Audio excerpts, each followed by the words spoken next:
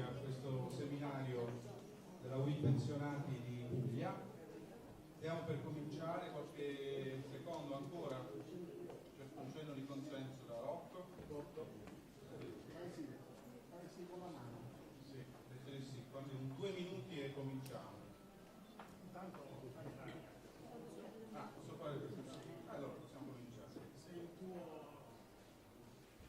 Va bene, allora benvenuti a questo seminario, dicevo. Il tema di questa giornata di lavoro è quello dell'integrazione sociosanitaria, che è il terreno sul quale si giocano le sfide più importanti della riforma dei sistemi di welfare nel nostro paese, dei sistemi sociali, sociosanitari, dei sistemi di salute. Questo per l'effetto dei grandi processi di cambiamento che stiamo conoscendo. Il primo, quello del cambiamento sociodemografico, il progressivo invecchiamento della popolazione, che fa cambiare anche la domanda di salute, le caratteristiche della domanda di salute, quella che si chiama anche transizione epidemiologica, cioè quel profondo cambiamento della domanda di salute che caratterizza tutte le società occidentali, anche quelle del nostro paese. Quindi l'invecchiamento della popolazione e al tempo stesso questo cambiamento della domanda di salute necessita, diciamo, di adeguamenti del sistema sociosanitario dal punto di vista organizzativo, delle politiche, degli investimenti, delle competenze. Un cambiamento radicale sul quale la Regione Puglia, che è l'oggetto specifico dell'attenzione del nostro seminario di oggi, si interroga già da un bel po' di tempo, producendo delle norme, producendo degli atti, dei programmi, dei piani, dei regolamenti, alcuni dei quali anche con la decisiva collaborazione delle organizzazioni sindacali di Puglia, che hanno accompagnato questo percorso di cambiamento, spesso svolgendo un ruolo critico di pungolo rispetto alle caratteristiche che queste riforme devono assumere. La giornata di oggi anche per recuperare un po' di tempi di ritardo rispetto all'avvio del seminario, sarò veramente molto breve. La giornata di oggi ha proprio questo scopo, di fare il punto su questo lungo processo di cambiamento e in qualche modo lanciare delle riflessioni e delle proposte concrete per la stagione nuova che si apre nei prossimi mesi e nei prossimi anni. Siamo alla fine di un ciclo importante di programmazione. Sta per essere approvato il nuovo piano regionale delle politiche sociali, che ha una parte importante sull'integrazione sociosanitaria. Stiamo cercando di uscire con il minor danno possibile dalla stagione del contenimento della spesa in sanità, del piano di rientro che ha congelato i saldi rispetto allo sviluppo del sistema dei servizi, e quindi anche in materia di salute si apre un periodo di programmazione, di nuova programmazione. In questo contesto il ruolo e la funzione che ha il sindacato verrà presentato dalla relazione introduttiva di Rocco Matarozzo, e poi, come avete visto dal programma, abbiamo un parterre di ospiti illustri, di persone con grande competenza in materia, che ci accompagneranno, diciamo, lungo tutta questa giornata in questa riflessione. Quindi do subito la parola a Rocco Matarozzo, segretario della UIL Puglia, che fa la relazione introduttiva che dà in qualche modo le linee, diciamo, della riflessione che svolgeremo durante tutta la giornata. A te, Rocco. Grazie, buongiorno.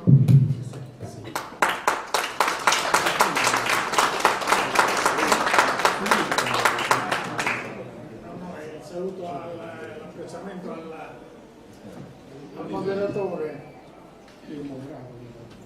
L'uomo, questo sconosciuto, la frase non è mia, bensì, come tutti sapete, del medico e filosofo francese Alexis Carrel, che già nel 1935 si poneva la domanda del perché l'uomo non volesse bene a se stesso.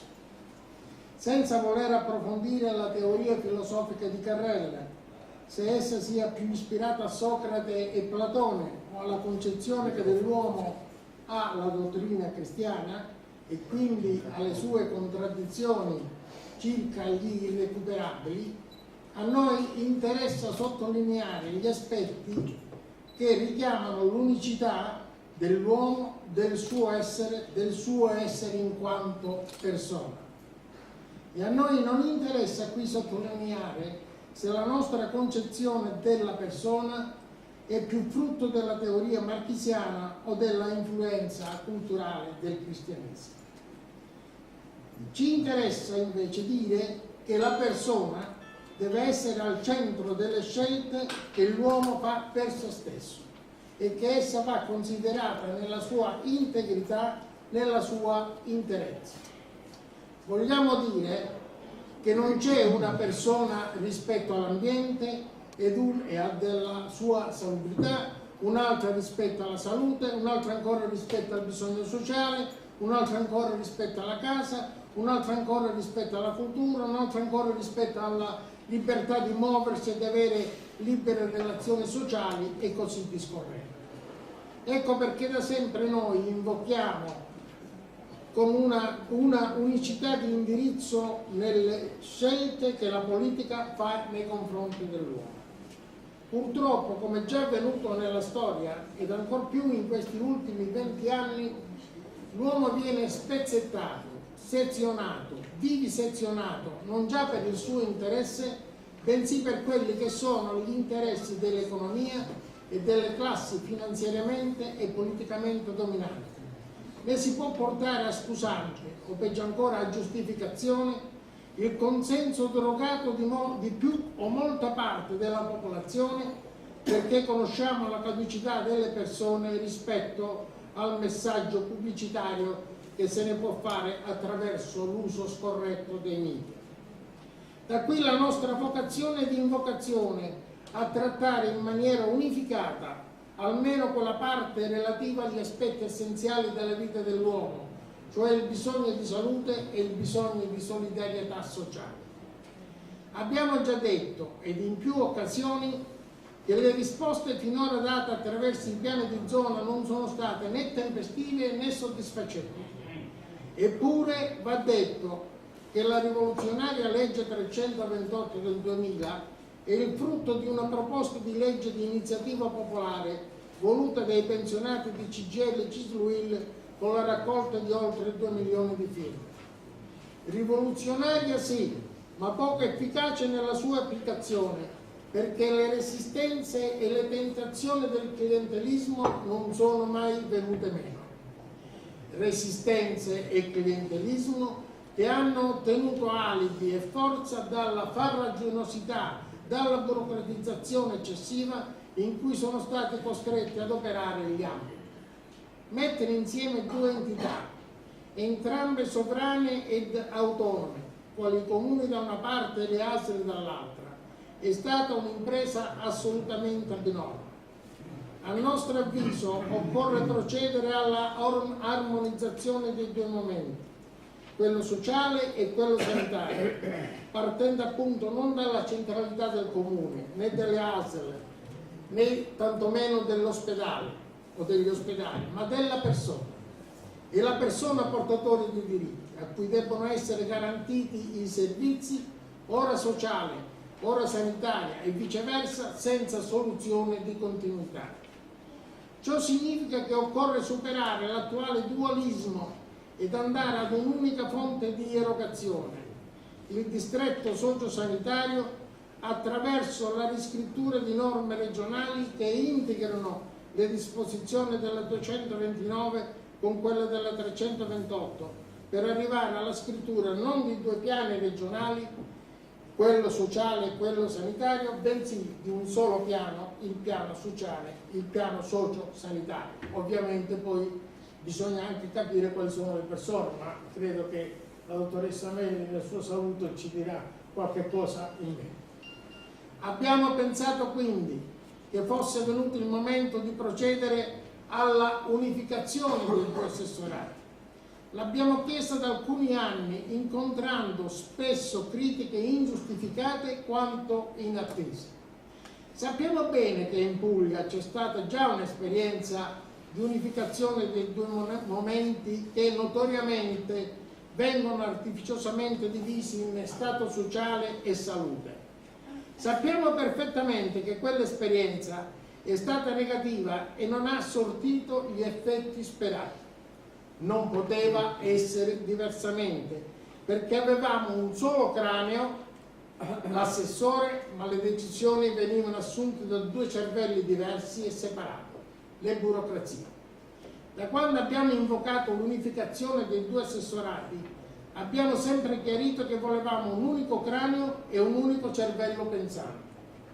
Abbiamo però detto che questo doveva essere il punto di partenza e non il punto di arrivo. Il punto di partenza poteva esserci solo se c'era un unico cervello nello stesso cranio che coniugasse in sé la concezione della persona alla concezione della risposta, senza farsi coinvolgere, irretire da lacci e lacciuoli normativi, economici e iter burocratici. Abbiamo sperato, senza mai dirlo apertamente, che questo impegno venisse assegnato alla dottoressa Elena Gentile, con la quale fin dal nostro primo incontro, ormai di quasi 10 anni fa, ci siamo subito intesi trovando unicità di intenti nella concezione che è la dell'uomo e della persona. Ci rendiamo conto che il compito affidatole è dei più gravosi perché alla difficoltà di una modifica, di una rivoluzione culturale che deve entrare nella testa dei cittadini, si aggiunge ancora più gravemente la resistenza culturale della burocrazia. Quasi annida il pericolo che si possa verificare la sanitarizzazione del sociale ed invece noi dobbiamo andare avanti per realizzare un momento unico di risposta alle persone nella loro integrità sociale e sanitaria. Ciò comporterà rivoluzionare i sistemi e le centrali decisionali incrostate dalle abitudini, dalle prassi, ma anche da interessi. Partendo dalla persona, noi dobbiamo dare risposte globali il più possibile dove la persona vive, la sua casa, i suoi affetti, il suo nucleo familiare. Tra parentesi, uso il termine nucleo familiare e non famiglia, certamente non per caso. Significa rivoluzionare il sistema ospedaliero sulla base di chiusure non per fare economia, ma sulla base della visione globale del sistema di risposta. Sappiamo che fino ad oggi la cultura ospedalocentrica, nata facendo leva sul campanilismo delle persone e non delle reali risposte che ad essi potevano venire, è servita ad alimentare un costoso e spesso corrotto sistema di baronie e primariati. Ciò significa che sul territorio vanno costituiti gli ambulatori sociosanitari e gli ospedali, solo quelli di eccellenza, vanno utilizzati per le grosse problematicità, e per le acuzie. La cronicità, unitamente al servizio di natura sociale, va affrontata al domicilio o nel poliambulatorio. Questo comporta una diversa, giammai rigida, organizzazione del personale, che non può essere difeso ad ogni costo, anche quando si rifiuta di aggiornarsi e di spostarsi dal vecchio ospedale ormai chiuso ad altro nosocomio o sul territorio. In questo le confederazioni, e non solo la UIL, devono svolgere un notevole lavoro, dimenticando la logica dei numeri, anche perché se da una parte si perdono iscritti, dall'altra quelle dei cittadini si recuperano, e non solo in quanto iscritti, ma soprattutto nel consenso di cui mi pare al momento il sindacato ne abbia grande bisogno. Noi riteniamo che una diversa organizzazione, una diversa concezione del servizio, un modo diverso nel dare le risposte ai bisogni comportano non già dispersione, bensì risparmio ed economia.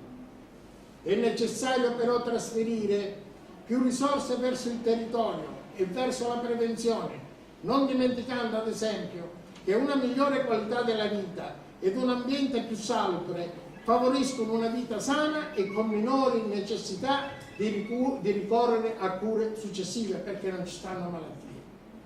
Le economie si possono realizzare con risposte e interventi integrati a domicilio, sapendo che una giornata di degenza in ospedale costa dai 500 ai 1000 euro, cioè circa il 50% di uno stipendio all'ordo di un operatore sanitario che a domicilio può prendersi cura di ben più di una persona.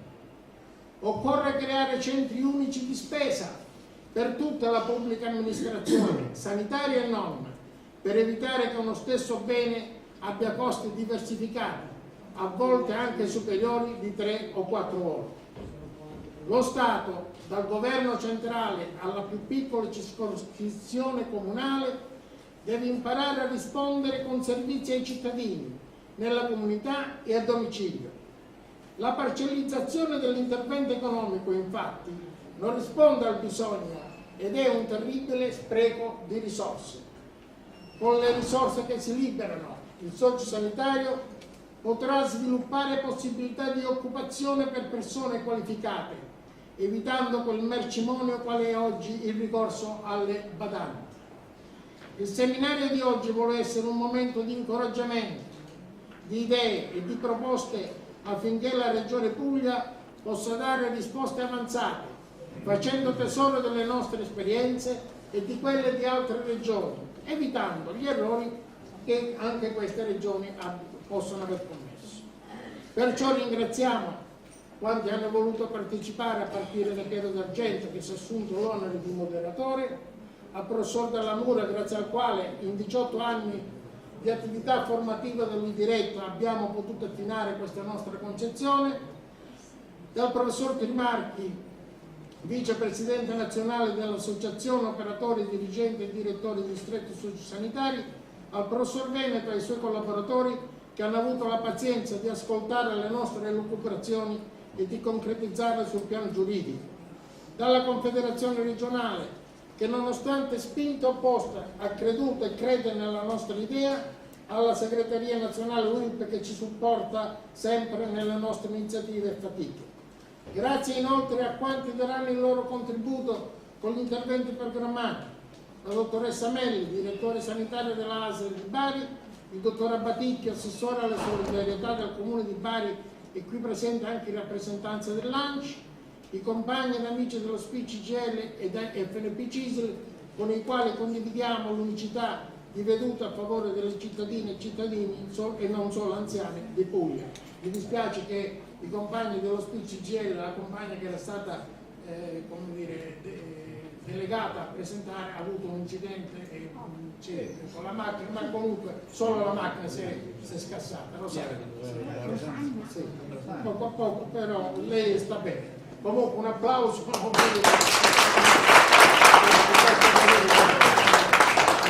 Grazie infine all'assessore Elena Gentile, alla quale verrà, ha detto che verrà, quindi verrà più tardi, ma verrà, alla quale vogliamo dire un grande in bocca al lupo, assicurandole che su questa strada saremo sempre al suo fianco.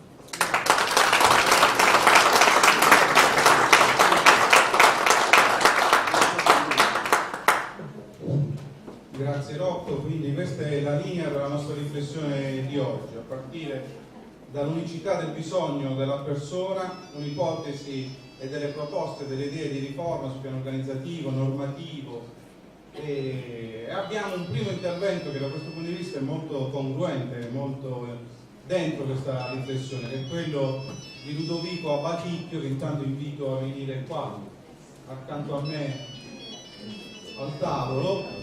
Lo conoscete tutti, Ludovico Abaticchio è assessore al welfare di questa città, della città capoluogo di regione.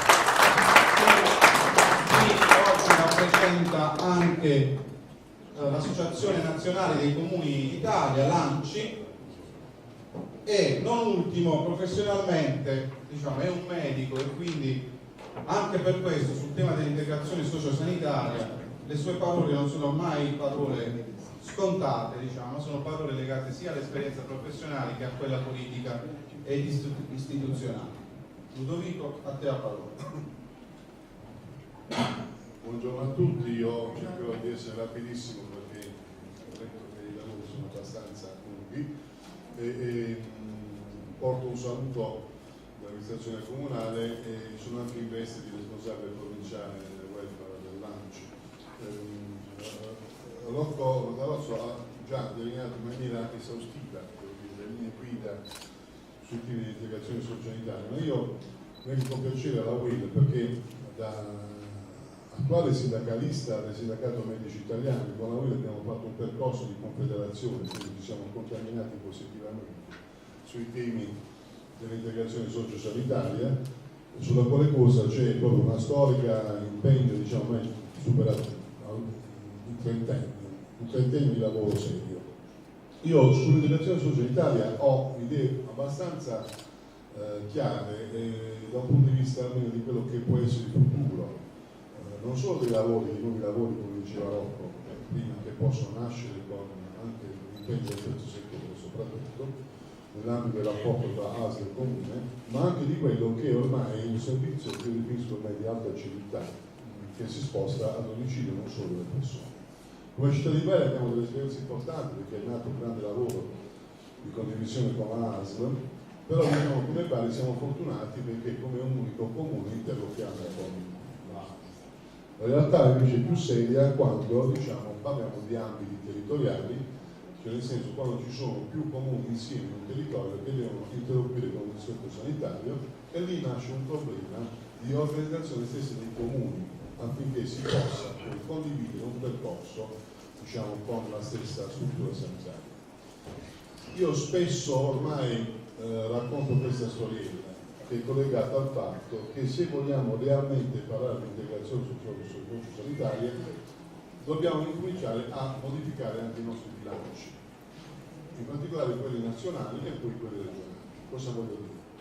Se noi non vincoliamo ormai la spesa alla voce integrazione sociosanitaria, quindi con dei progetti che possono anche diventare non più sperimentali ma esecutivi, e quindi vincolando quella spesa costringo in realtà gli ambiti territoriali, cioè i comuni e la ASL, a condividere un progetto di integrazione sociosanitaria e riportarlo a livello diciamo, del domicilio o della scuola o del minore o dell'anziano o dell'ammalato cronico. Vincolando questi bilanci io ottengo che cosa? La necessità, l'obbligatorietà degli enti locali a mettersi insieme, perché se io non mi metto insieme, non produco un progetto con la ASL, non accedo più bilanci. Molto semplicemente. Cioè perché dico vincolare? Perché se noi non abbiamo procedure anche innovative nell'ambito nazionale ministeriale, nell'ambito regionale, aziendale nei comuni, dove delle voci in bilancio siano ben definite, non sono legate solo all'intuizione di un assessore o di una giunta comunale o un'azienda sanitaria che ha diciamo, un'intuizione positiva per poter utilizzare quei finanziamenti per quel progetto, noi rischiamo di lavorare sempre in maniera, come dico sempre, aritmica, cioè in maniera diciamo non lineare, non omogenea. E questo accade in Puglia. Tant'è vero che l'attuale unificazione dei due assessorati, welfare e sanità, adesso può avere un peso, un valore, perché 8 anni fa, il welfare aveva una funzione diciamo, di finanziamento collegata in realtà alla prebenda istituzionale, non a una progettualità condivisa per territorio. Adesso invece il welfare è salito fortemente sul piano della qualificazione anche della proposta legislativa e con la sanità può avviare un percorso lungo modificando anche le voci in bilancio.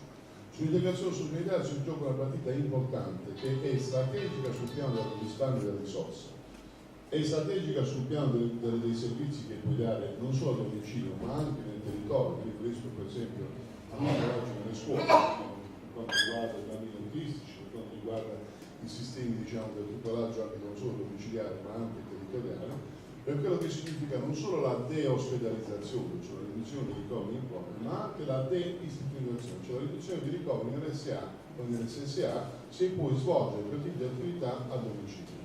Dice bene Rocco quando, se io devo valutare quanto costa una spesa, una retta quotidiana in un ricovero ospedaliero che va dai 500 ai 1000 euro, ma anche una retta che il comune spende anche dell'SSA o dell'SA per quanto riguarda diciamo, l'ente comunale, ci rendiamo conto che con una distribuzione diversa noi non solo diamo servizio, diamo nuovi lavori, quindi stipendi, ma offriamo anche un recupero di spese sociali, di spese economiche e finanziarie. Io credo che questa sia ormai la strada necessaria non solo in Italia nel Mezzogiorno, ma in Europa, perché esistono realtà importanti. Bari ha avuto molte esperienze, ne abbiamo fatte in questi anni alcune grazie al lavoro di qualità che la ASL ha avuto in questi anni. Qui c'è anche Pinuccio Nardelli che è stato direttore sanitario della ASL, poi abbiamo avviato un percorso importante, c'è Silvana Nelli con la quale abbiamo trovato immediatamente una sintonia. Perché? Perché c'è in realtà una cultura che porta ad un ragionamento, ad un nuovo modo di fare diciamo, salute. Ed è giusto dividere sanità da salute, perché la salute significa benessere sociale, quindi il sociosanitario diventa anche questo. La cura di una patologia invece ospedaliera che ha una sua funzione deve vedere una nuova rivisitazione anche del ruolo dell'ospedale, che non deve essere una nomade, una struttura diciamo, autonoma, ma che deve essere integrata in un percorso comune. Ma su questo devono fare dei percorsi importanti il mondo medico, il mondo dell'integrazione professionale, c'è l'assistente sociale, lo psicologo, il medico, la famiglia, il pediatra, l'operatore del settore sanitario, questo è l'educatore diciamo, della salute, cioè questi operatori si devono contaminare, devono stare insieme in maniera diversa e produrre un servizio diverso, lasciando ognuno un pizzico della propria autonomia professionale, dedicandosi ad una condivisione molto più qualificata. Io credo che su questi temi la Puglia e in parte molte città pugliesi hanno aperto un percorso importante, ma credo che la presenza di un sindacato come la UIL, che può in maniera autorevole anche interloquire a livello dei tavoli regionali, non solo. Io al Ministero del Welfare mi sono trovato con il tavolo nazionale della UIL, della CGIL e della CIS, con cui abbiamo anche discusso di questo, e devo dire che c'è una grande apertura culturale mentale, perché questo significa, oltre che dare servizio agli anziani, creare nuovi posti di lavoro, modificando il sistema dell'assistenza e risparmiando sulla spesa. Credo che sia la scoperta dell'uovo di Colombo, ma che invece è una cosa così semplice, lapalissiana. A volte è difficile modificare anche la cultura della funzione pubblica, dell'amministrazione pubblica nel suo complesso. Chiedo scusa se ho esagerato, vi auguro una buona lavoro.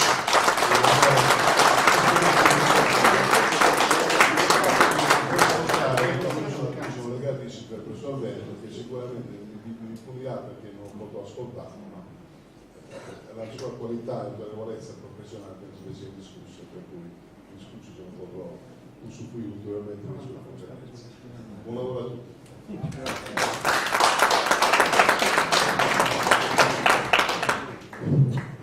Grazie all'assessore Abbaticchio. Adesso proseguiamo i lavori del nostro seminario come da programma. Ci sono altri interventi programmati che avremo nel corso della giornata. Adesso invece passiamo alla parte più densa, più corposa del lavoro di questa mattina, le relazioni.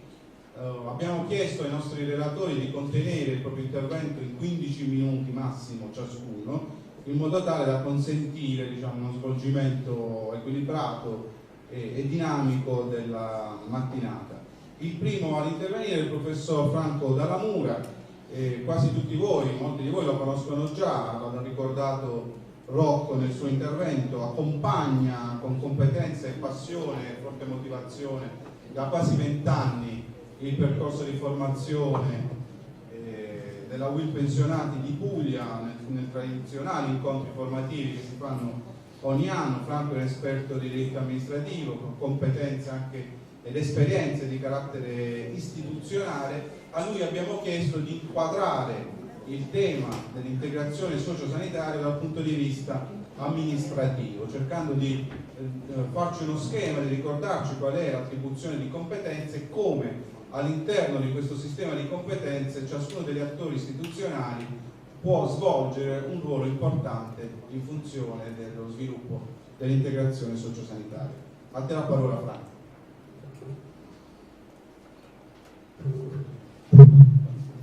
Grazie Piero.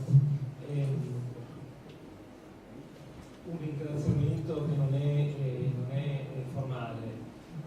Io vorrei ringraziare veramente la UIL regionale nella persona di Rocco Mandalozzo e naturalmente anche la UIL nazionale che oggi è rappresentata qui dal suo segretario generale in questi inviti.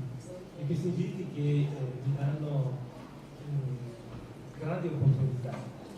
La prima opportunità è quella di conoscere delle persone che stimo profondamente, tanti amici ormai da quasi 20 anni, altri conosciuti dopo, di conoscere delle persone di grande valore che vengono a fare le loro relazioni, come oggi per esempio, in particolare il professor Veneto e il professor Benati, che ho avuto il piacere di conoscere solo oggi, Ma per ultimo, ma forse è la cosa non meno importante degli altri, lo stimolo a riflettere su temi che ormai, occupandomi di queste cose da decenni, certe volte do troppo per scontati, e quindi ogni volta che c'è una sollecitazione come quella di oggi sono costretto a riflettere nuovamente, a cercare di capire meglio di che cosa si stia parlando.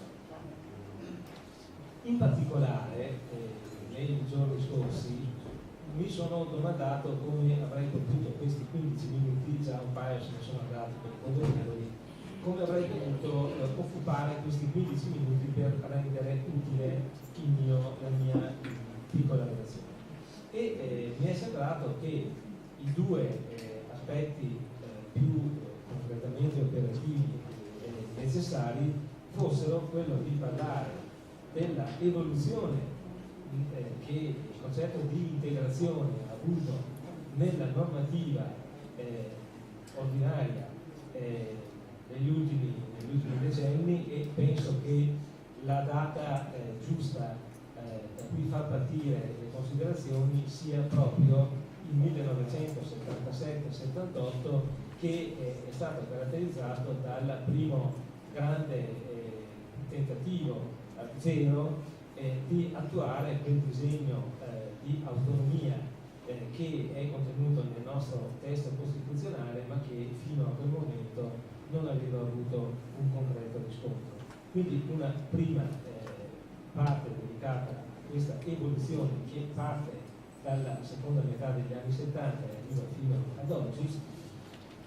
L'altra, il secondo grande tema, che è forse quello più direttamente attinente alla domanda, al quesito che mi è stato fatto in un certo senso, che è quello di capire che cosa stia succedendo alla luce della riforma del titolo quinto della Costituzione, alla luce della legge La Roggia, che ha poi concretizzato dal punto di vista legislativo la riforma costituzionale, e anche da alcune tendenze di cui brevissimamente parlavo prima con il professor Veneto, di un recupero di un centralismo che ha indubbiamente, forse in un momento difficile come questo, dei profili anche di carattere positivo, ma che certamente lascia pensare e deve indurre a una seria riflessione anche dal punto di vista politico. Però tutto questo presuppone la comprensione di ciò di cui stiamo parlando. Ecco allora che la prima domanda a cui vorrei cercare di rispondere, offrendo anche uno spunto per la discussione, è questa: ma perché noi ci poniamo il problema dell'integrazione? Che cos'è questa integrazione? Andando a rovistare di qua e di là, io ho trovato una voce molto autorevole e estremamente interessante, che è quella del professor Folgerreiter dell'Università Cattolica di Milano, che cerca di rispondere in modo preciso a questa domanda: che cos'è? Perché esiste il problema della integrazione? E Folgerreiter parte da una considerazione che può sembrare banale, ma non lo è per niente. Dice: il problema nasce da due questioni che si contrappongono. Da una parte quella che lui definisce la naturale tendenza ad aggrovigliarsi delle fragilità umane. Il concetto di disagio, che non è un disagio sociale o sanitario, è un disagio della persona che ha difficoltà importanti nel trovare un senso alla propria esistenza e nell'organizzare la propria vita. Quando queste difficoltà diventano grandi, ecco allora che nascono patologie anche a livello sanitario, e il disagio di tipo sanitario a propria volta è la causa dell'acuirsi del disagio esistenziale. E questo per Folgerreiter è il circolo chiuso. Dall'altra parte però vi è una altrettanto naturale tendenza alla autoreferenzialità di quelli che dovrebbero essere gli erogatori di servizi e gli inventori di politiche che dovrebbero rompere questo circolo chiuso. Da qui la necessità dell'integrazione. Come rompere questo circolo chiuso? Intanto bisogna prendere atto che questa tendenza all'autoreferenzialità non è come dire, da valutare i termini di buono o di cattivo, è evidentemente essa stessa una conseguenza inevitabile, in qualche misura, della ovvia necessità dei servizi di organizzarsi tenendo conto delle problematiche sia di tipo organizzativo sia di tipo amministrativo che li caratterizzano. Bene il ragionamento di Rocco circa questa scelta di rendere unitaria la responsabilità a livello regionale delle politiche sociali e delle politiche più specificamente sanitarie. Però questo non cancella quella che è la concreta necessità che da un punto di vista organizzativo e da un punto di vista amministrativo vi siano delle separazioni, vi siano delle differenze. E tutto questo, da una parte l'aggrovigliarsi dei bisogni della persona e dall'altra questa inevitabile, questo inevitabile abbrivio verso una certa autoreferenzialità porta con sé delle conseguenze negative, che sono proprio le conseguenze che noi vorremmo cercare di risolvere attraverso l'integrazione. Quali sono queste conseguenze negative? Soprattutto sono date dal fatto che le risposte vengono finalizzate soprattutto alla cura o vengono finalizzate soprattutto alla salute, ma ci si dimentica che le risposte, se vogliono essere veramente unitarie, devono essere finalizzate alla vita delle persone. Non a caso, penso che sia arrivato l'assessore. Salutiamo l'assessore regionale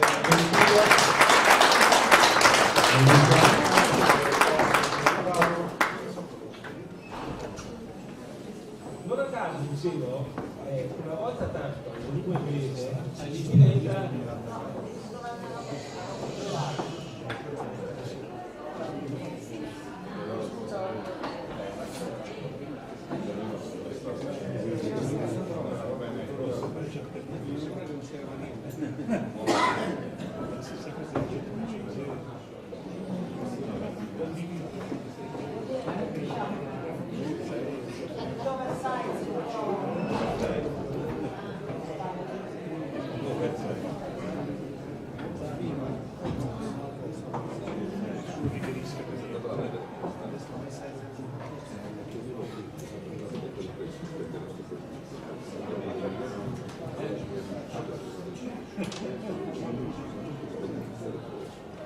chiedo al nostro illustre moderatore di tener conto del recupero del... sono concessi 3 secondi in più. Grazie. Guarda che diamo i rigori. Allora, dicevo che una volta tanto la lingua inglese diventa più espressiva di quanto non sia la nostra lingua latina, neolatina. Perché mentre da noi con una sola parola esprimiamo due concetti diversi, la parola è cura, in inglese esistono due parole diverse. Da una parte la cura intesa come guarigione da una specifica malattia ed è il modello medico, il modello sanitario. Dall'altra il concetto di cura, che è espresso con parola diversa, che invece rappresenta il concetto di prendersi cura di un certo disagio. E quindi è il versante sociale del concetto di cura. Questo ci induce a una conclusiva riflessione. Parlando di integrazione, di che cosa stiamo parlando? Stiamo parlando soltanto di integrazione di servizi, l'ospedale di comunità, le cure domiciliari, eccetera, eccetera, o è necessario andare ancora più a monte e parlare di integrazione delle politiche sociali.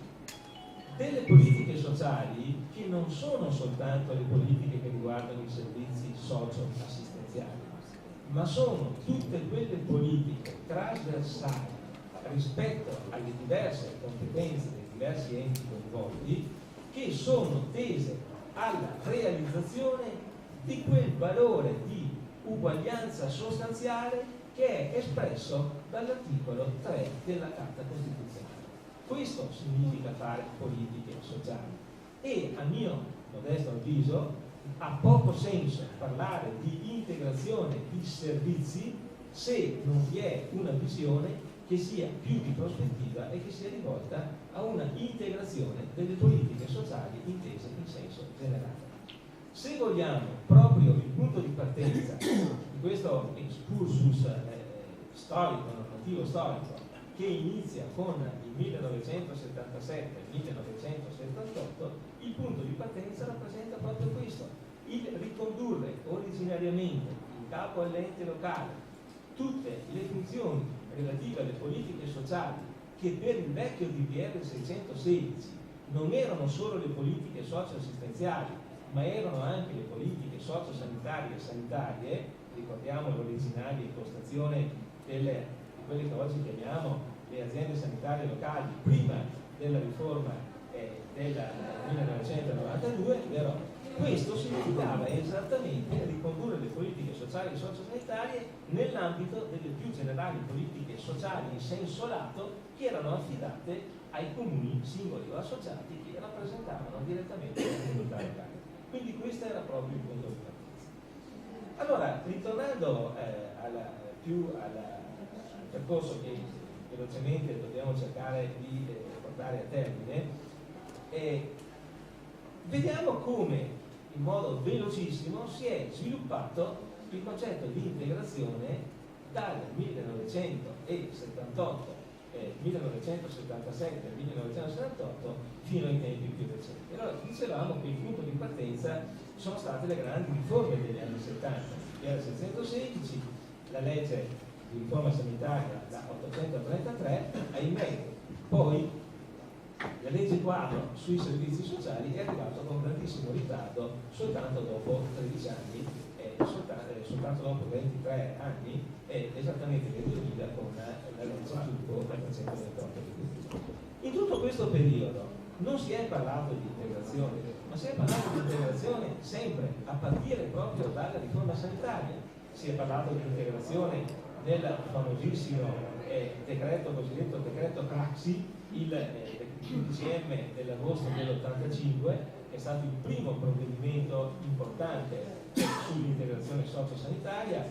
Se ne è parlato ovviamente, come ho già accennato, nella riforma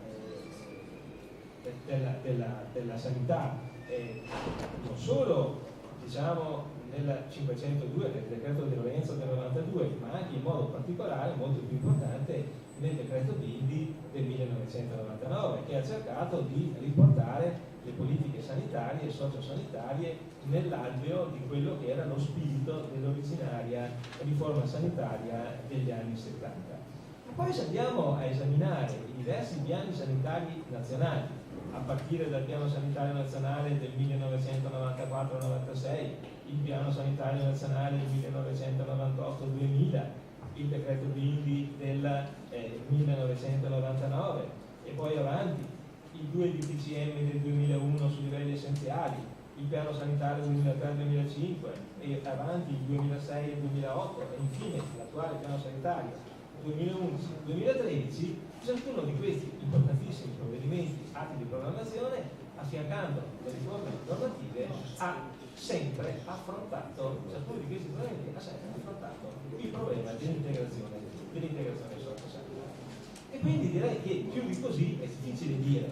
Forse ciò che è mancato non è tanto l'espressione di un pensiero o di una regola, quello che è mancato è invece la sua attuazione. Quelle che sono mancate sono state le scelte relative alle risorse, come già è stato detto, che avrebbero dovuto essere allocate per attuare questo disegno normativo. come peraltro spessissimo avviene nel nostro paese, dove abbiamo spesso delle ottime leggi, ma abbiamo purtroppo una amministrazione che non è all'altezza delle regole che si è data. Un paio di minuti. Allora, velocissimo. Che cosa succede dal punto di vista delle competenze?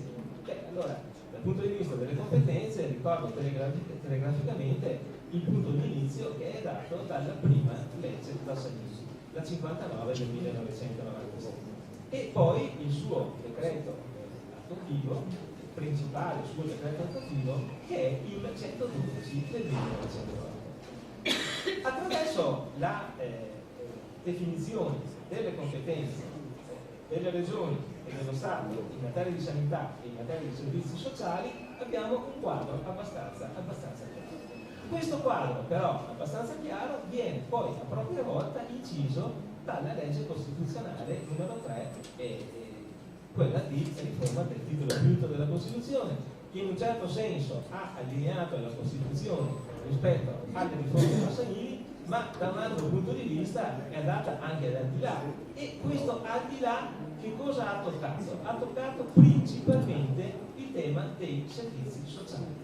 Perché se dal punto di vista costituzionale tutti sappiamo che si tratta di potestà legislative concorrenti dello Stato e delle regioni, dal punto di vista sociale, con una scelta che io francamente non condivido, si è deciso che il sociale, a parte i livelli essenziali, venisse ricondotto a quelle competenze residuali che sono, come tutti sappiamo, attribuite alla potestà esclusiva delle regioni.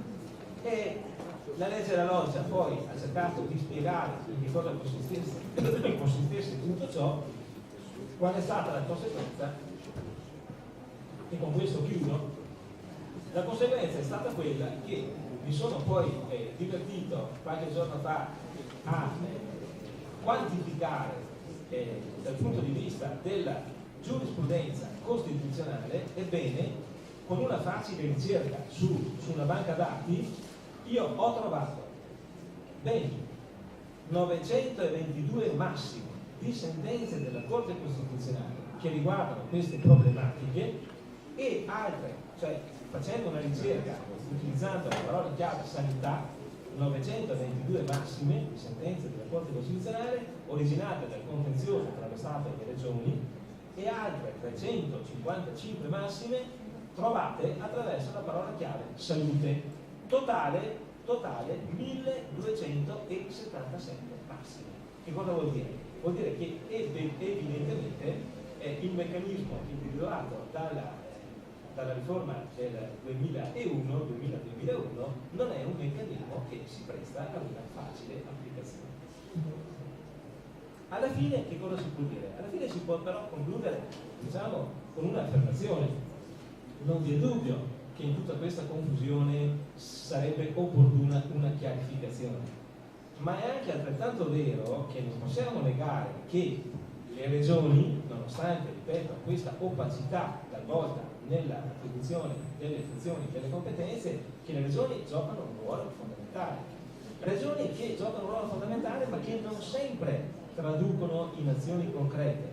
Direi preoccupandosi giustamente in modo molto importante delle politiche sanitarie e della loro integrazione con le politiche socio-assistenziali, ma forse non occupando tutti quegli spazi che le regioni potrebbero avere da un punto di vista amministrativo prima che legislativo per quanto riguarda le politiche sociali intese in senso ampio e quindi il ruolo dell'ente locale nelle politiche socio-sanitarie.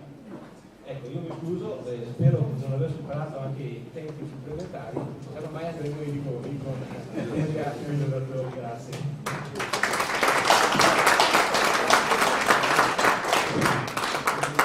Grazie Franco, quindi abbiamo già messo due punti fermi in questa discussione di questa mattina sul tema dell'integrazione sociosanitaria. Ludovico Baticchio ha sottolineato tra le altre cose in maniera particolare la necessità di allocare, di finalizzare le risorse destinate all'integrazione sociosanitaria in maniera che ci sia già nei bilanci degli enti, delle regioni, ma anche degli enti locali, delle aziende risorse certe destinate all'area dell'integrazione sociosanitaria, e il professor Dallamura, il dottor Dallamura, ci ha indicato la strada di una maggiore integrazione sul piano istituzionale anche all'interno delle singole istituzioni, degli enti locali da una parte, intendendo appunto le politiche sociali in senso ampio, oltre che con le aziende sanitarie. Noi scontiamo questa asimmetria che è di risorse, che è un'asimmetria anche di linguaggi, di culture, di professioni,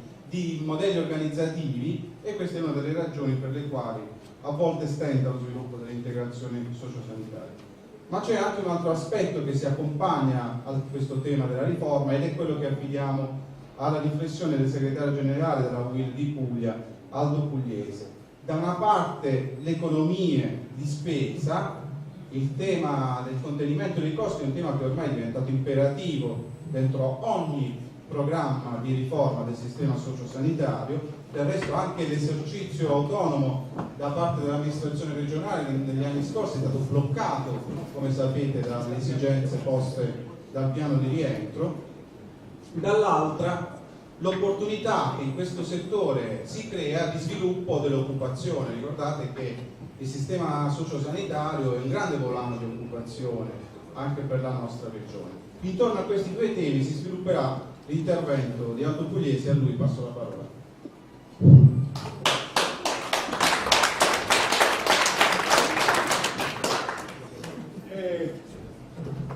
Vedendo l'assessore Gentile mi ha salutato chiamandomi compagno Pugliese, e come dire, l'aggettivo compagno è una cosa appropriata proprio al socio sanitario, perché la parola compagno significa, deriva dal latino comp anus, cioè con chi ti condividi il pane, praticamente, con chi dividi il pane. Motivo per cui una parola nobilissima che io ricambio alla compagna Gentile. Cari compagni ed amici, il tema dell'integrazione delle politiche sociali è diventato centrale ed ha assunto una rilevanza di interesse generale nella fine degli anni 90, anche su sollecitazione dei programmi comunitari che ne hanno fatto uno degli obiettivi qualificati. La prima strategia di Lisbona ambiva a rendere entro il 2010 l'economia della conoscenza più competitiva e dinamica del mondo, capace di una crescita economica durevole, accompagnata da un miglioramento quantitativo e qualitativo dell'occupazione e quindi da una maggiore coesione sociale. Oggi possiamo affermare senza ombra di smentita che nessuno degli obiettivi della strategia di Lisbona è stato raggiunto e l'Italia è collocata agli ultimi posti tra le nazioni che erano impegnate a raggiungere gli indicatori fissati. Nonostante ciò, riteniamo che solo politiche integrate siano in grado di raggiungere obiettivi complessi, soprattutto nel campo dello Stato sociale e dello sviluppo sociale.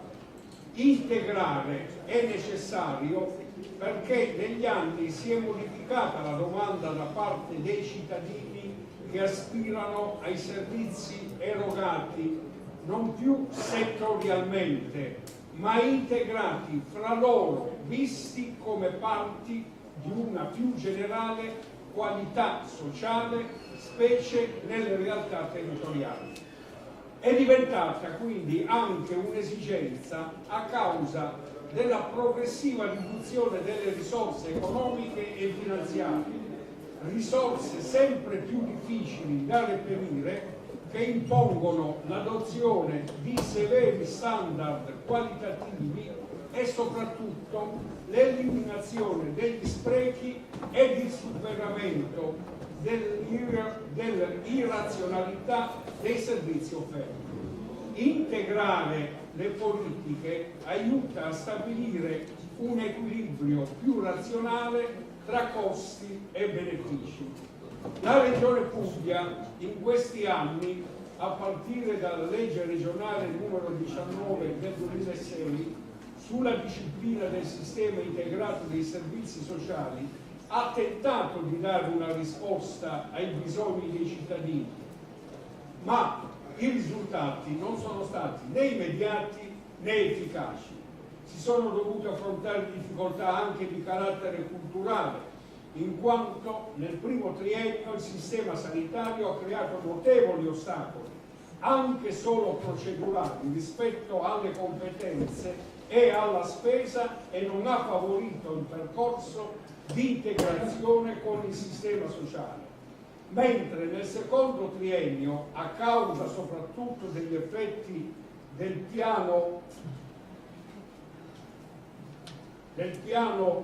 di rientro, sono mancate anche risorse importanti necessarie all'integrazione sociosanitaria. La Regione Puglia dal 30 giugno di quest'anno è fuori dal piano di rientro del disavanzo sanitario, che fu costretta a sottoscrivere nel novembre del 2010 per non avere rispettato i vincoli del patto di stabilità sul bilancio ordinario del 2006 e del 2008. Manca però il visto delle strutture del Ministero dell'Economia, che effettuano il monitoraggio sull'andamento dei piani di rientro, le quali hanno evidenziato alcune criticità. Se nel giro di pochi giorni la procedura si concluderà positivamente, le ASL della Puglia potranno ripartire con le assunzioni, 800 per l'esattezza, ed altre 800 successivamente. La Puglia senza queste assunzioni non è in grado di garantire i servizi essenziali di assistenza, ma per effettuarle deve presentare un piano operativo relativo al governo della sanità per il periodo 2013-2015. Nel verbale della riunione ministeriale pubblicato la settimana scorsa si sottolinea che i tavoli di verifica hanno valutato positivamente le azioni programmatorie intraprese per definire la rete ospedaliera pubblica e privata, pur rilevando la presenza di alcune criticità, cioè è stata riscontrata una permanente carenza di iniziative volte a ricondurre gli indicatori dell'assistenza domiciliare e residenziale ai pazienti non autosufficienti ai parametri di riferimento nazionali, ed è stata nuovamente chiesta una relazione riepilogativa delle azioni avviate per potenziare l'assistenza ai malati psichiatrici. Auspichiamo una immediata soluzione per il personale e per le nuove risorse che arriverebbero economiche, delle quali la sanità e il sociosanitario ne hanno fortemente bisogno. Quindi è positiva la ricaduta anche nell'ambito della sanità, in termini sia di uguaglianza, di appropriatezza delle risposte che di economicità. Il potenziale valore aggiunto dell'integrazione con il sistema sociale, infatti, consentirebbe l'implementazione della rete integrata dei servizi, evitandosi il ricorso suppletivo a funzioni proprie.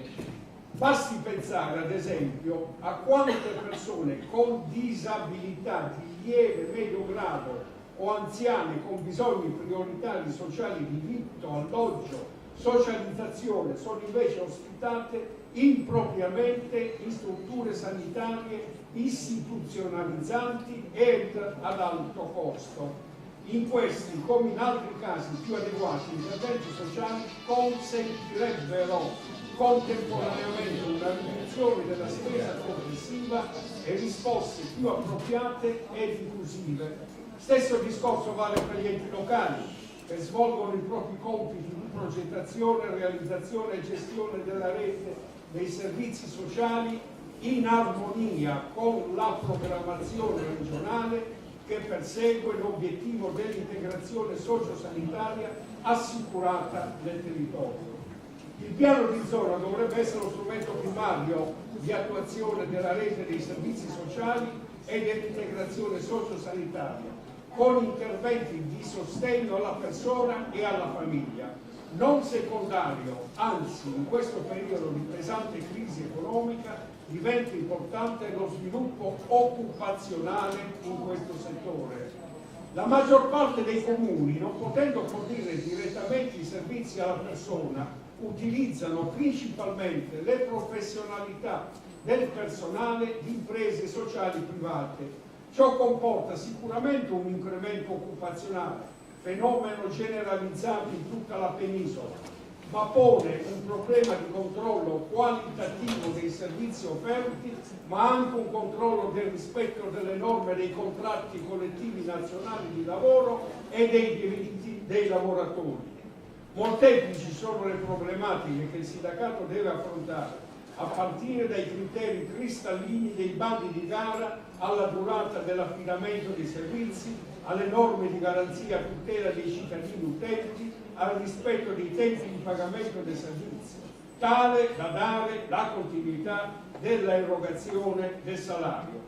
Le professionalità presenti in questo settore possono e devono permettere un salto qualitativo al servizio socio-assistenziale ed è nell'interesse di tutti, a partire dalla Regione, che i rapporti tra pubblico e privato sia regolato da norme che vengono rispettate e condivise.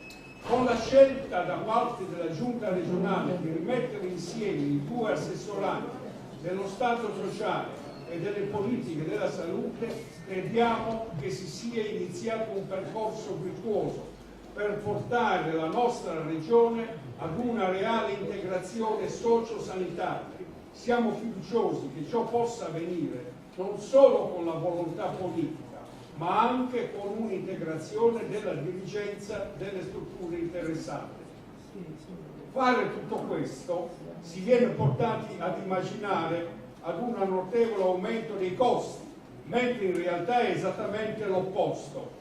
Attuare il sociosanitario e quindi i distretti sociosanitari a partire dai 21 ospedali che sono stati chiusi vuol dire minori ricoveri ospedalieri.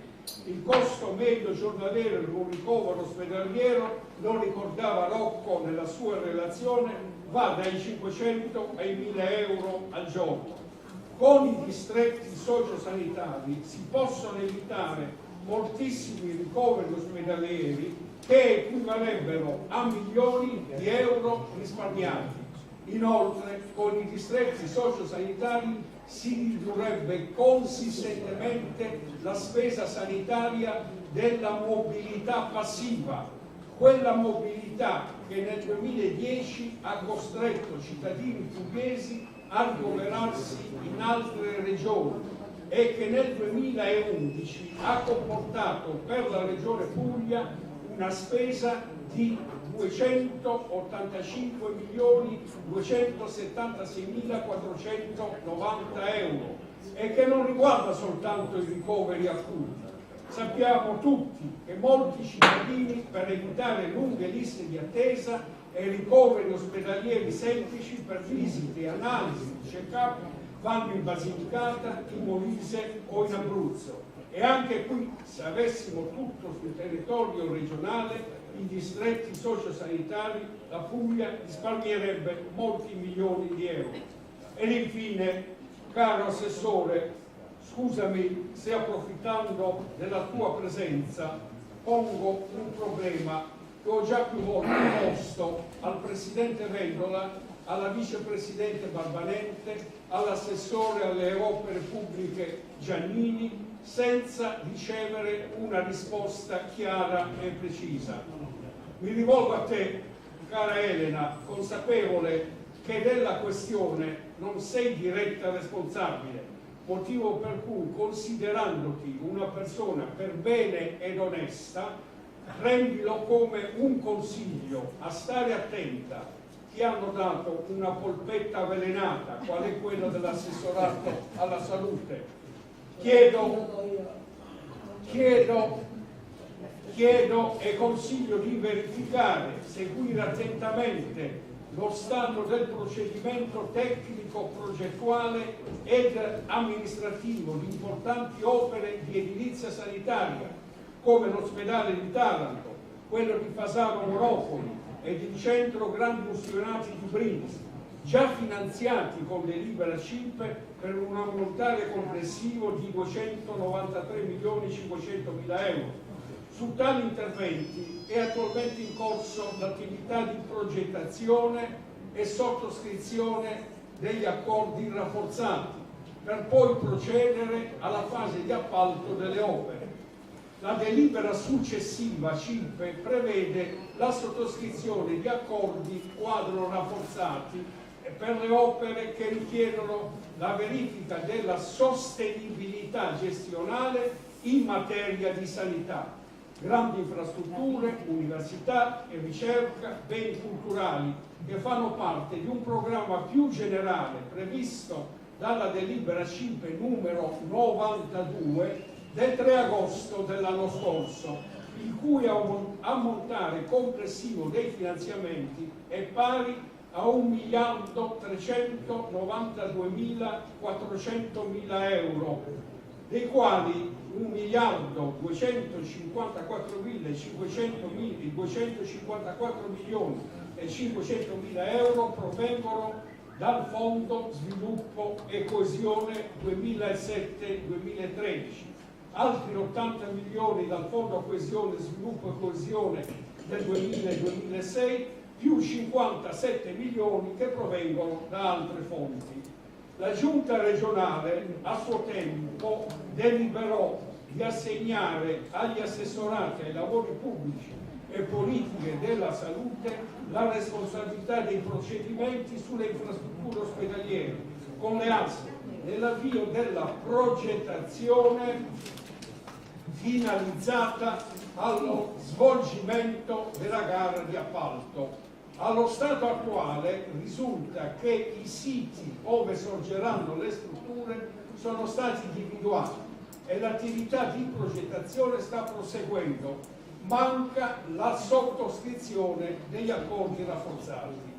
A Taranto, dove siamo riusciti a far saltare lo scandalo del San Raffaele, ora vogliono replicare il San Raffaele con l'ospedale San Cataldo, in aperta campagna, senza alcun collegamento stradale.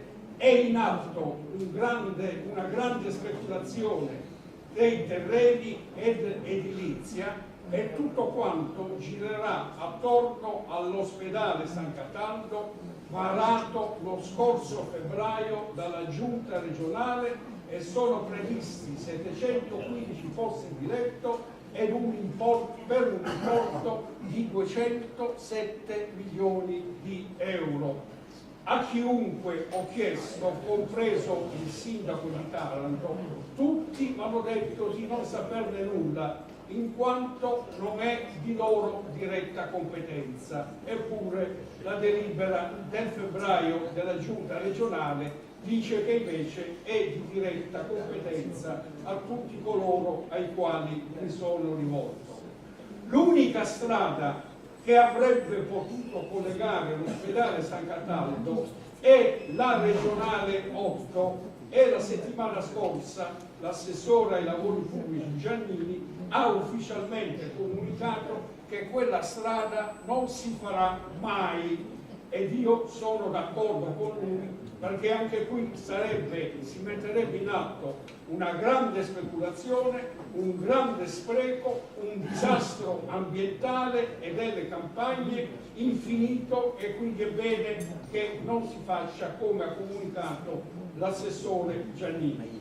Quindi l'unica strada che condurrebbe a quell'ospedale in aperta campagna non si farà mai. quindi soltanto per via aerea probabilmente si potrà arrivare in quell'ospedale. Chiedo di andare qualora velocemente venisse verso la realizzato. conclusione, Ho terminato. Quindi io, caro Assessore, ti prego di intervenire perché siamo ancora in tempo per evitare che questo avvenga. Grazie.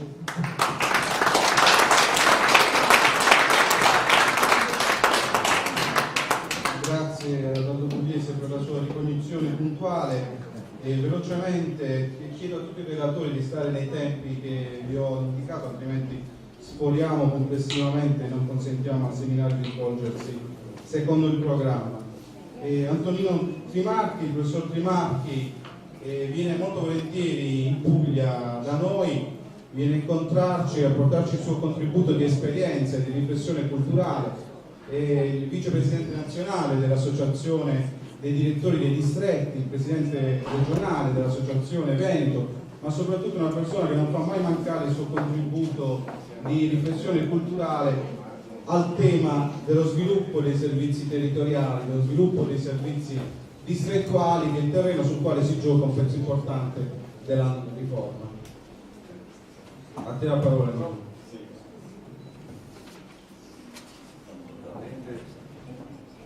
Pronti? Ci siamo. Il mio intervento si discosta da quello che avete appena sentito, perché alla polpetta avvelenata risponderà Elena sicuramente, ma cercherò di farvi divertire e di dare ulteriore energia alla vostra amata regione Puglia. Vi lo dedico a tutti i pugliesi in questo momento che vi sta ascoltando, appena ascoltato, ma rientro alla grande su quello che ha detto Franco e Rocco prima. Nel titolo di Rocco, dalla persona alla persona, venendo qui pensavo di darvi degli spunti, degli stimoli che rimangono in un quarto d'ora e che mi auguro siano energia potenziale.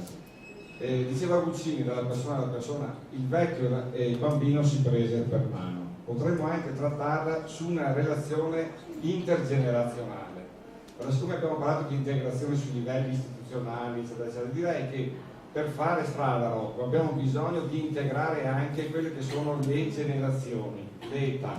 Allora, il tuo titolo meraviglioso lo trasformerei in titoli dinamici che Guccini c'era già arrivato, ma ve lo dirò in altri modi, per arrivare a dedicare ad Elena qual è la nostra visione di Card Italia di integrazione, con una G, il punto G famosissimo, che Elena avrà modo di sorridere e che spero le porti molta fortuna. Ci sono delle immagini, lavoro molto con le immagini e con spot, vi invito a tenere a cuore, poi tutto il materiale è troppo, lo lascio agli altri, quando Rocco vorrà ve lo passa in maniera assolutamente gratuita da casa. Allora, la prima domanda è: perché va male l'integrazione? Perché dovete passare per un livello che è il districtus. Il latino ve lo dice, no? Un passaggio stretto, no? È un confine di incertezza. Vedete cosa dice quella cagnolino lì famoso al mondo? Alle persone piene di sé preferiscono le persone piene di sé, dubitative, no? C'è un grande filosofo che dice cogito ergo sum, penso dunque sono. La saggezza che c'è in giro per l'Italia è che tutti pensano e dunque sono. C'è un grandissimo che lo ha interpretato in maniera diversa, dice dubito dunque siamo. Ed è questa la posizione umile di chi si mette al servizio come Elena, che ho avuto il piacere di conoscere insieme a Rocco e ad altre persone, Silvana che è qui. Allora, cosa diciamo in carta? Abbiamo bisogno di una managerialità dell'evidenza, certamente evidenze scientifiche, ma dobbiamo passare sull'incertezza, per cui quando c'è incertezza non è che dobbiamo esimerci, dobbiamo attraversarla, attraverso la managerialità della complessità. Qui Franco mi ha dato un assist con Folgerreiter, no? L'intreccio, complexus, vuol dire intrecciare tutti i punti di vista senza fare confusione. Le trecce meravigliose delle donne ci insegnano la bellezza estetica di lavorare con semplicità nella complessità. Abbiamo bisogno per cui di un'impresa, penso che la UIL su questo sia un sindacato uno dei più attenti e che veramente dinamici, che crea speranza in mezzo all'area sindacale, presente, che contenga il futuro. Un'impresa presente significa anche il presente è tempo, ma il presente è anche dono, avere la capacità di dire delle cose senza secondi fini, l'autenticità. Altra cosa per farvi sorridere: anziani e giovani sorridono quando vedono queste immagini. Abbiamo bisogno di un cambio di paradigma. Abbiamo detto che i paradigmi sono difficilmente accettabili perché sconvolgono il modo classico di pensare. Guardate questa battuta: ora più che mai le sofferenze, dicono, migliorano la vita, alla faccia dei cattolici. visti i risultati proverei con la felicità. Sono immagini e emozioni che vi permetteranno di mandare giù il resto, vi dico. Allora, quella che sembra una battuta culturale, l'ultima slide dedicata a tutti, è che la salute è un outcome della cultura. Silvana ha detto, traduci tutto. La salute è un effetto della cultura che noi produciamo, perché chiamiamo cultura attraverso il linguaggio, attraverso le nostre riflessioni culturali, filosofiche, sindacali, politiche.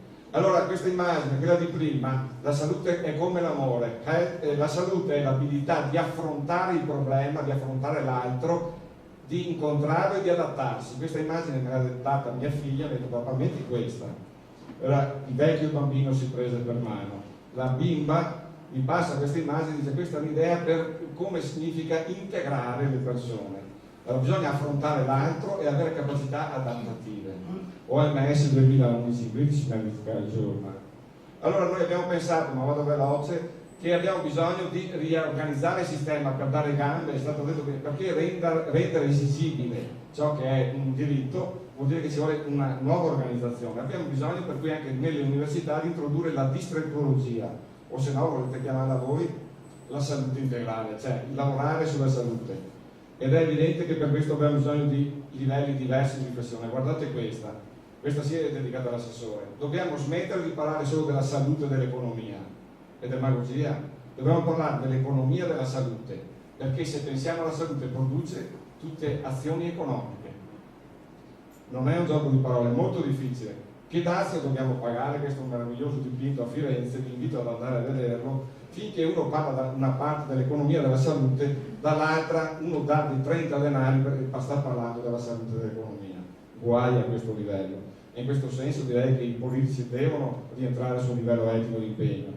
E allora, cosa stavo portando a dirvi? Che l'integrazione ha a che fare con la complessità. La multidimensionalità della sofferenza umana ci deve far capire che abbiamo bisogno di creare un'operatività che ha a che fare con il team tutto tondo. Guardate Mafalda. Ma l'avrà brevettata Dio questa idea del manicomio tondo? Vuol dire che abbiamo bisogno di pensare alla circolarità delle azioni, azioni e retroazioni, in maniera complessa, sembrano battute fatte per i bambini, ma non possiamo esimerci che ogni nostra azione produce delle retroazioni che dobbiamo tenere presenti prima di iniziare. Significa avere una coscienza etica e politica delle decisioni. Bellissimo l'esempio della strada, chi porterà la gente in quell'ospedale, è cambiato il santo ma la logica è la stessa, da San Raffaele a San Cataldo, insomma. Mi sembra, ecco, togliamo i due santi perché è meglio togliere l'ospedale se possibile. E allora la battuta è che pensare diversamente, vi sto portando al cuore di Riccardo con Silvana, porta un mondo nuovo tra le mani. Questa è dedicata veramente a tutti, anche la WIL potrebbe aiutarci. La sanità del terzo millennio, dice Gilberto Gentili, il nostro Presidente nazionale, non concede esclusive. Ritengo una frase illuminata e illuminante. Per cui se non concede esclusive vuol dire che dobbiamo lavorarci insieme. Questa immagine non avrò tempo ma ve la do. Voi sapete perché l'Italia la sanità va abbastanza bene. Abbiamo un brand, il 118. Quando uno sta male chiama il 118. E allora Elena, abbiamo bisogno con Silvana, con il lavoro dentro, con Zinatelli e gli altri, abbiamo bisogno noi di produrre il numero che garantisca l'assistenza a domicilio. Uno di noi presente 24 ore, il 124. Allora significa che abbiamo due numeri, ma questa è già un'integrazione tra ospedale e territorio, ma pragmatica, non filosofica. Se costruiamo in 10 anni il 124, vuol dire che tutti quelli che hanno deciso di farsi curare a casa chiamano il 124, saranno assistiti. E un'altra cosa abbiamo visto insieme, il 118 vuol dire continuità ospedaliera sacrosanta, benissimo, e il 124 continuità territoriale, sommateli, e il 242 è un numero palindromo. Significa che sta dicendo una verità di come grandi, H24, T24. Vi vedete queste cose? Ecco, io credo che Nichi Vendola potrebbe prendere con Elena questo come aspetto simbolico strategico e dire la sanità e il sociale si integrano, perché il 124 contiene totalmente l'assistenza a domicilio, che non ancora che vi dico. Questa immagine vi invito a tenerla a cuore. E allora vado su livelli che vi sposteranno il modo di pensare, perché bisogna uscire dalle abitudini mentali che vi fanno vedere il mondo sempre in quello stesso modo. Mi chiamano Nino Vendola in Veneto, per cui devo andare via da Veneto ovviamente. Allora, dalla salute a rischio dobbiamo avere il coraggio di giocarci il rischio della salute. Fra poco vi sarà un esempio illuminante. Dalla salute come diritto, ringrazio Franco per tutti i dialoghi di prima e a cena ieri con un carissimo collega. Dalla salute come diritto dobbiamo pensare alla salute come dovere. Solo i doveri garantiscono i diritti. Dobbiamo assumerci la partecipazione a produrre salute, non a riceverla, produrre salute. Il dovere significa sempre ridare alla gente la partecipazione in mano. Guardate questo esempio. Siete abituati tutti a lavorare, anche a voi chiedo attenzione a queste immagini, quando a porto giro vedono tutti, sulle cause e terapie delle malattie. L'esempio è questo: ci sono dei microbi, la diarrea, no? Gli antibiotici, poi nel tempo avviene l'antibiotico resistenza, viene fuori la frase per sorridere, e dove mancano gli antibiotici che ci sono più diarree, si è perso l'inizio. E allora, da cui un sillogismo idiota: mancanza di unità coronariche, per colpa che mancano unità coronariche aumentano gli infarti miocardici, per cui necessitano più unità coronariche. Lo vedete, il sillogismo è drammatico. Questo significa lavorare con un certo tipo di occhiali, Elena, mi sembrano elementari, ma sostengono, va benissimo l'idea geniale, integrare socio-sanitario. Guardate cosa fa un assessore che non mangia le polpette avvelenate, manca l'acqua potabile, quindi c'è la diarrea, abbiamo bisogno di acqua pubblica. Evitare il furto dell'acqua potabile, mi intendete qua in Puglia con i vostri acquedotti, Mancanza di movimento aumenta il rischio di infarto miocardico, abbiamo bisogno di nuovi stili di vita. I due approcci li vedete? Stiamo aumentando sempre di più le UCIC, è pazzesco, è una progettualità non sostenibile. Quelle sotto, vado al sodo, perché vi porto i livelli scientifici di queste riflessioni. Questi esempi sono sacrosanti, a livello mondiale sono riconosciuti. Non mancano le UCIC, manca smettere di fumare, di mangiare male, di camminare, queste cose mancano. Drammatico, per quello abbiamo fatto tutti questi ospedali. Guardate, è famosissimo al mondo il grafico di Deller, tenetelo nella stanza. Con il 90% delle risorse produciamo un 11% di guadagno. Guardate invece sul resto cosa si guadagnerebbe se lavorassimo sui fattori stili di vita, no? In cui dedichiamo l'1 al 5% di investimenti rispetto al 43% di guadagno. Sono tabelle attestate, evidence-based, non sono idee filosofiche, neanche politiche di destra o di sinistra, sono evidenze scientifiche. L'altra è questa: perché dobbiamo lavorare insieme al territorio? Sono 1000 persone, è stato chiamato il cubo dell'ecologia della salute. Su 1000 persone 720 si curano negli ambulatori dei mezzi di famiglia, solo 100 vanno in ospedale e 20 negli ospedali di secondo o terzo livello.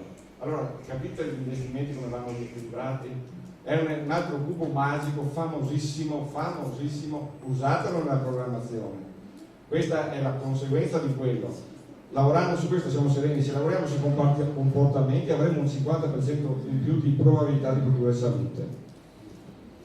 Salto tutto, qui vi ho portato la differenza tra bisogni, espressione, bisogno e domanda. Ci sono dei bisogni percepiti che non si esprimono, dei bisogni non percepiti. Queste tabelle ve le lascio allo studio perché preferisco dirvi altre cose, vi daranno la differenza tra bisogno, domanda e offerta. Va bene? Ve le lascio agli atti perché non voglio parlarvi di queste cose oggi, ma voglio parlarvi un attimo che differenza c'è tra bisogno e trattamento, almeno questo. Questa è una tabella decisiva per un sindacato, saperla vuol dire veramente incidere. I bisogni possono essere per persone uguali o disuguali. Se ha bisogno uguale abbiamo trattamento uguale, avremo eguaglianza, ma se ha bisogno uguale abbiamo trattamento disuguale, avremo un'ingiustizia sociale e distributiva. Andate sotto che è importantissimo. Bisogni disuguali non devono avere risposte uguali. È l'errore del comunismo, l'idiozia dell'uguaglianza nel senso becero. Bisogni disuguali hanno bisogno di trattamenti disuguali. Allora i livelli essenziali di assistenza non vuol dire dare a tutti la stessa cosa, maledetta la parte che si manipolano gli uomini veri di sinistra. La vera sinistra distribuisce diversità diversi. Questa è un'innovazione assolutamente politica strategica.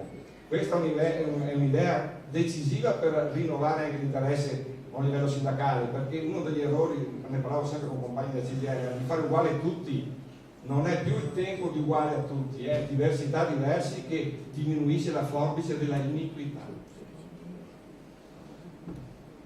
Vado velocissimo, anche questa immagine tenetela a cuore. Dobbiamo ritornare a lavorare sullo specchio interno, non sullo specchio infranto. I bisogni perché si esprimono, hanno bisogno di alfabetizzazione, hanno bisogno di formazione attiva sulle strade, la gente non sa esprimersi e chi legge il bisogno deve avere questo tipo di competenza, se no la domanda diventa immediatamente la domanda inappropriata, prima della risposta. Si legge male il bisogno, uno può dire una cosa ma non c'ha bisogno di quella risposta, sta esprimendo un bisogno su altri livelli. La domanda perché ha bisogno di una valutazione appropriata che produce offerta, e l'offerta, lo sappiamo tutti, ha bisogno di accessibilità, altrimenti gli autocam sono diversi, mi sembra elementare. Allora questa è un'altra sintesi, felice dal mio punto di vista di Calda, con Silvana abbiamo costruito insieme negli anni. È una parola che chiama il computer, la capisce subito. Dobbiamo deframmentare l'assistenza, vuol dire nel computer recuperare spazio-tempo perché il computer lavori efficacemente. Deframmentare l'assistenza è veramente la madre dell'integrazione. Deframmentare l'assistenza significa togliere doppioni, far sì che lo specialista non veda, 10 specialisti vedono la donna gravida, nessuno ne fa sintesi. Le donne che fanno 10 ecografie, nessuno le legge tutti e 10 per dire l'andamento globale della sua gravidanza. Sono esempi concretissimi. Allora vado verso la conclusione, poi vi salto alla fine per darvi almeno un altro passo di sorriso. La domanda di salute deve essere intesa come offerta di senso, non immediatamente un passaggio d'azione. Dice Canetti, se vuoi comprendere come fare politica, smetti di darti da fare, rifletti, cogli il senso. E l'offerta di salute deve essere una domanda di consenso. Allora abbiamo bisogno di approccio olistico, danza che crea uno scambio etico.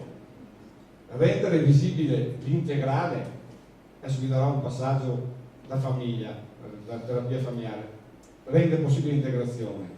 Se la coppia non è un integrale, nessuno, né l'uomo né la donna possono integrarsi, perché ci vuole un livello diverso. La coppia è un integrale da cui ciascuno prende ed integra ciò che gli serve per essere autonomo, non il contrario. Se non avete questa visione, se non abbiamo questa visione, è in arrivo il fallimento. Rendere visibile l'integrale significa anche avere un assessore integrale. Elena lo può fare, io sono convinto che Elena ha due caratteristiche, non è piangeria, è una donna, le donne sono superiori. Sarà un motivo se Dio ha messo l'utero sulle donne, no? Sarà un motivo. Allora anche gli uomini parlano in maniera culturale. Esiste.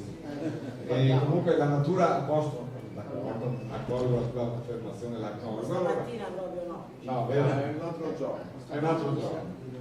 E allora in questo senso abbiamo bisogno di integrazione.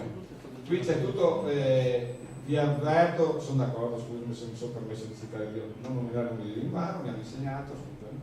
La cosa più simpatica è che in questo senso abbiamo bisogno di un esempio concreto di come fare integrazione. Noi chiamiamo questo PAT, programma di attività territoriale. Lo scorro, ci sono degli esempi, li lascio tutti agli altri perché abbiamo fatto, vado a chiudere, abbiamo fatto una serie di analisi e sono proposte concrete. Allora qual è la cosa che rispondo a chi parlava di deospedalizzare e deistituzionalizzare? Condivido totalmente chi mi ha preceduto.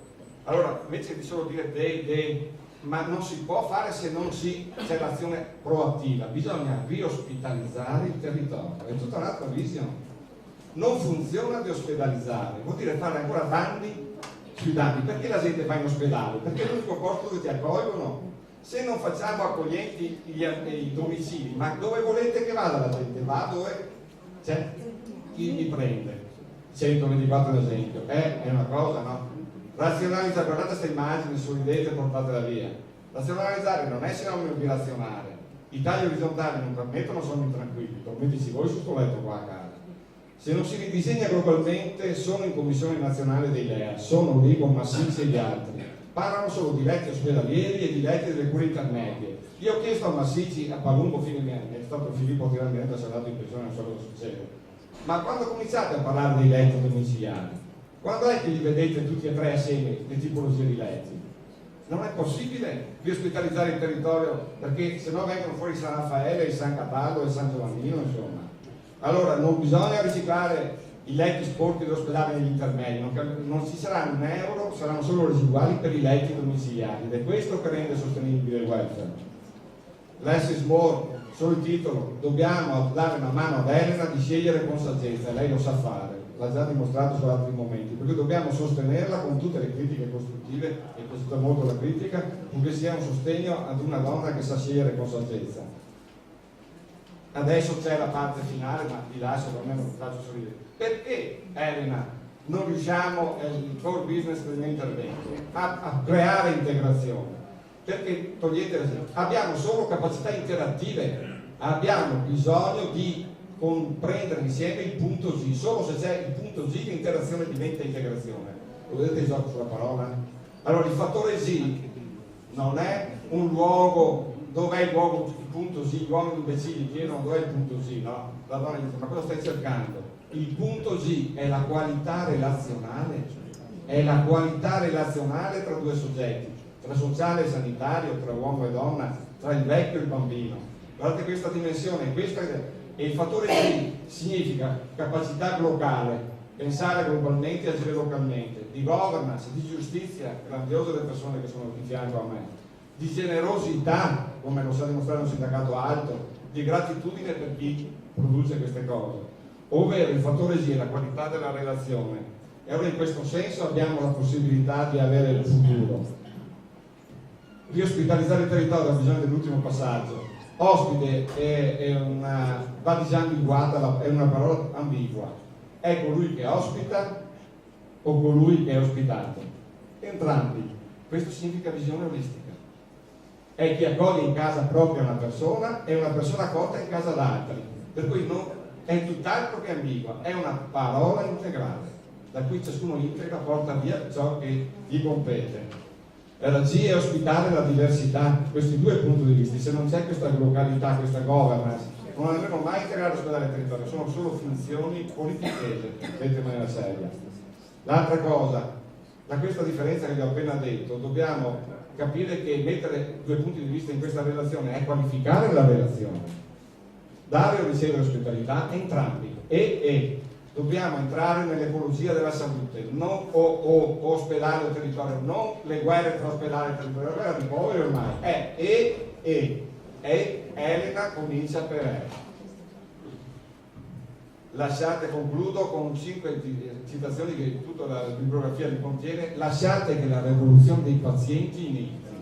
Per creare, per creare una politica sana dobbiamo riattivare la base che manda dal basso all'alto messaggi chiari. Dovete tenerci presenti. La gente ha il diritto di dire la sua, perché la salute la costruiamo insieme a loro.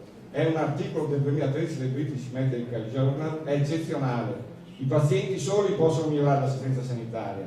L'unica possibilità di ascoltarli, e nonostante le migliori intenzioni e le indubbie competenze della maggior parte dei professionisti della sanità, l'accesso alle cure deve tener conto di loro, fare la sanità con gli occhi dei pazienti. Grandissimo articolo del 1999.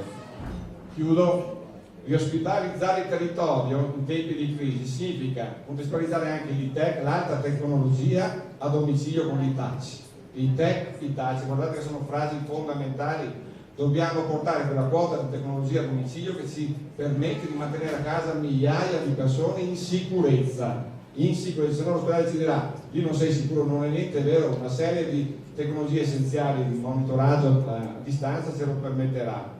Questo è d'accordo, che ha fatto una grande cosa. Per cui ITAC significa anche fare i teach on care, vuol dire produrre un contesto di apprendimento dove impariamo assieme a produrre la salute. Significa essere tutti insieme servitori e insegnanti. La home care è cardine nel processo, è la parola chiave che dico a tutti voi, vi lascio, per poter realizzare, mi è piaciuto prima, dobbiamo renderla esigibile questa integrazione, renderla esigibile e home care. Chiudo con questa. Il territorio che cos'è? Lo invito alla UBI di tenerlo alto e vi ringrazio di averci invitati nel Riccardo. È l'humus della continuità della salute. La salute abita senza soluzione di continuità la comunità locale. La salute si nasconde quando l'uomo la spreca. La salute riemerge quando l'uomo condivide di essere ospite del creato. Vi auguro ogni bene. Grazie.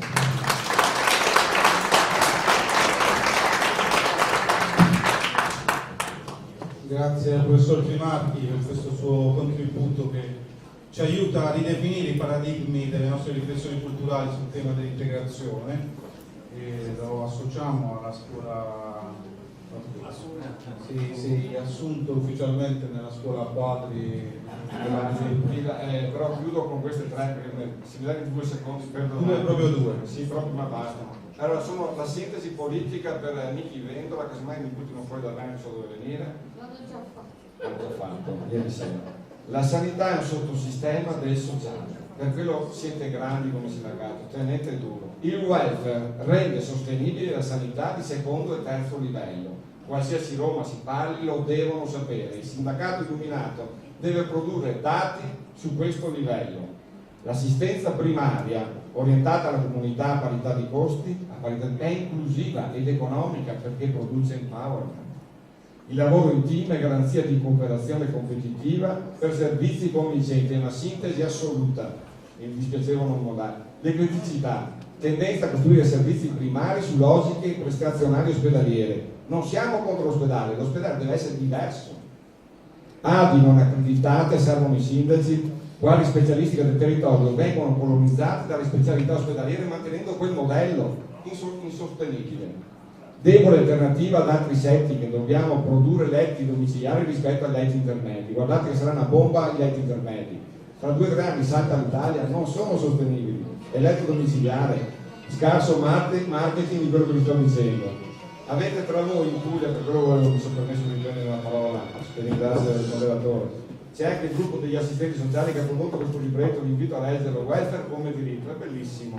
L'ha fatto Roberto Scornapi, ma insieme a molti di voi, e dice appunto che nella healthcare, la cura della salute nella terra chiamata potere della popolazione. Sentite la battuta finale: niente può essere fatto su di me senza di me. Mi sembrano le cose conclusive. Ci fermiamo con l'ultima. E allora riprendo la strategia. Dobbiamo insegnare a prendere anche attraverso il sindacato il self-care, il self-management e l'equità e l'economicità della salute.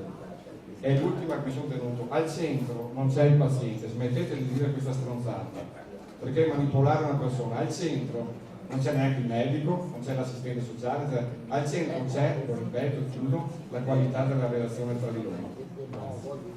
Grazie.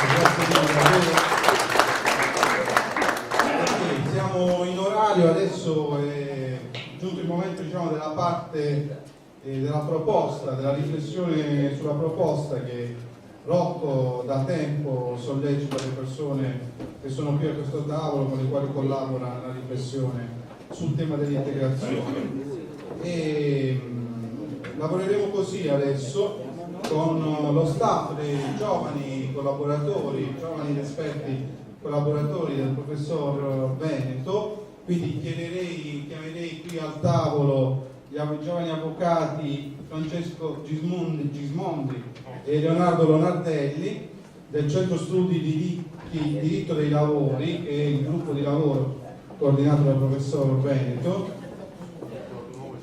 L'avvocato Gismondi ci presenta il gruppo e il centro studi, mi pare di aver inteso, no?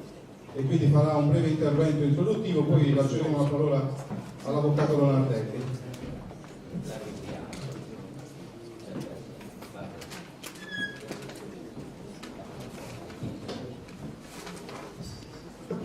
Anzitutto, congratulazioni, perché sentire un sindacato parlare di temi così sociali al di fuori del rapporto di lavoro, della gestione del rapporto di lavoro, è veramente unico, perché fondamentalmente io oggi faccio soltanto da intermediario, quindi faccio un po' da parte. Pensare anzitutto al titolo, dalla persona alla persona, è una scommessa su cui un po' di persone hanno creduto.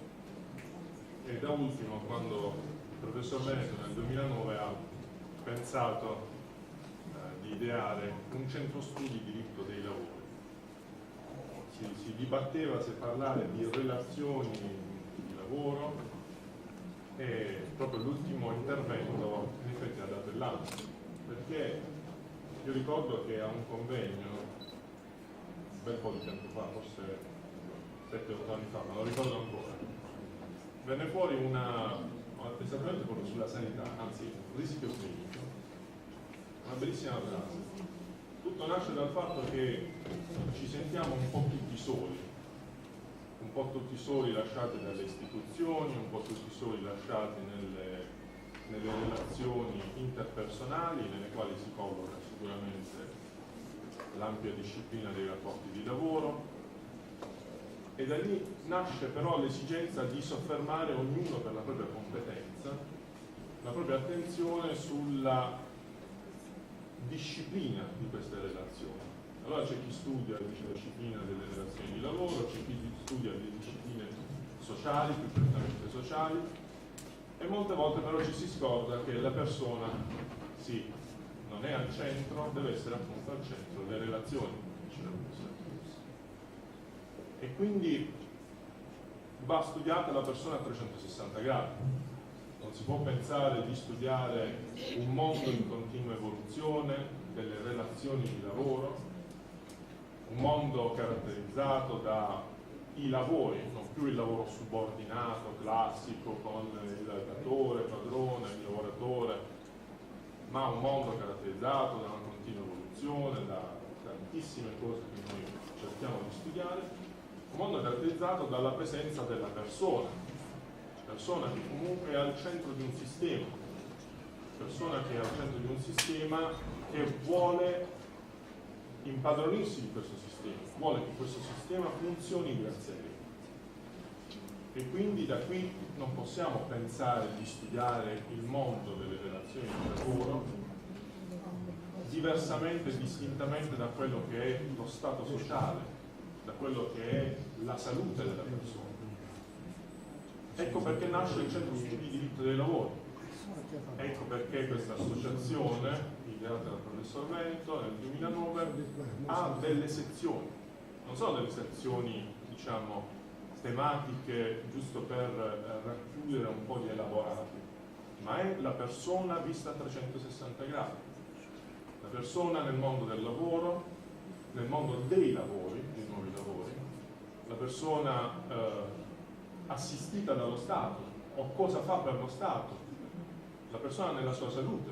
Noi abbiamo una norma cardine, l'articolo 2087 del codice civile, la sicurezza nei luoghi di lavoro, e quindi il Centro Studi di Diritto dei Lavori perde fondamentalmente il suo essere incentrato sul lavoratore, ma comincia appunto sulla persona come si inserisce nella struttura sociale.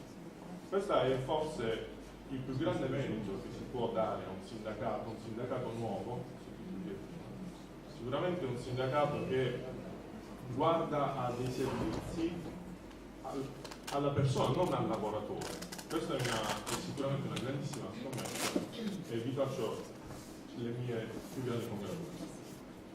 Per quanto riguarda invece oggi l'intervento sulla proposta di riforma, è un intervento sicuramente con uno scopo molto ambizioso. Sicuramente è un intervento che deve partire, muovere, diciamo, i primi passi dall'analisi della disciplina legislativa nazionale, soprattutto in materia di integrazione sociosanitaria, ed è un intervento che però parte da una filosofia, chiaramente, come è stato detto sicuramente molto bene, e devo dire congratulazioni anche per questo intervento, dalla filosofia della persona e delle relazioni tra le persone al centro. Quindi io finisco la mia opera di intermediazione perché sicuramente ci sarà l'intervento del professor Veneto e l'intervento del dottor Lonardelli, focalizzato su un istituto in particolare, visto che è stato, diciamo, toccato per fortuna fuggendo all'interno dei precedenti interventi, e che riteniamo sia appunto il centro, uno degli istituti fondamentali centrali nell'integrazione sociosanitaria.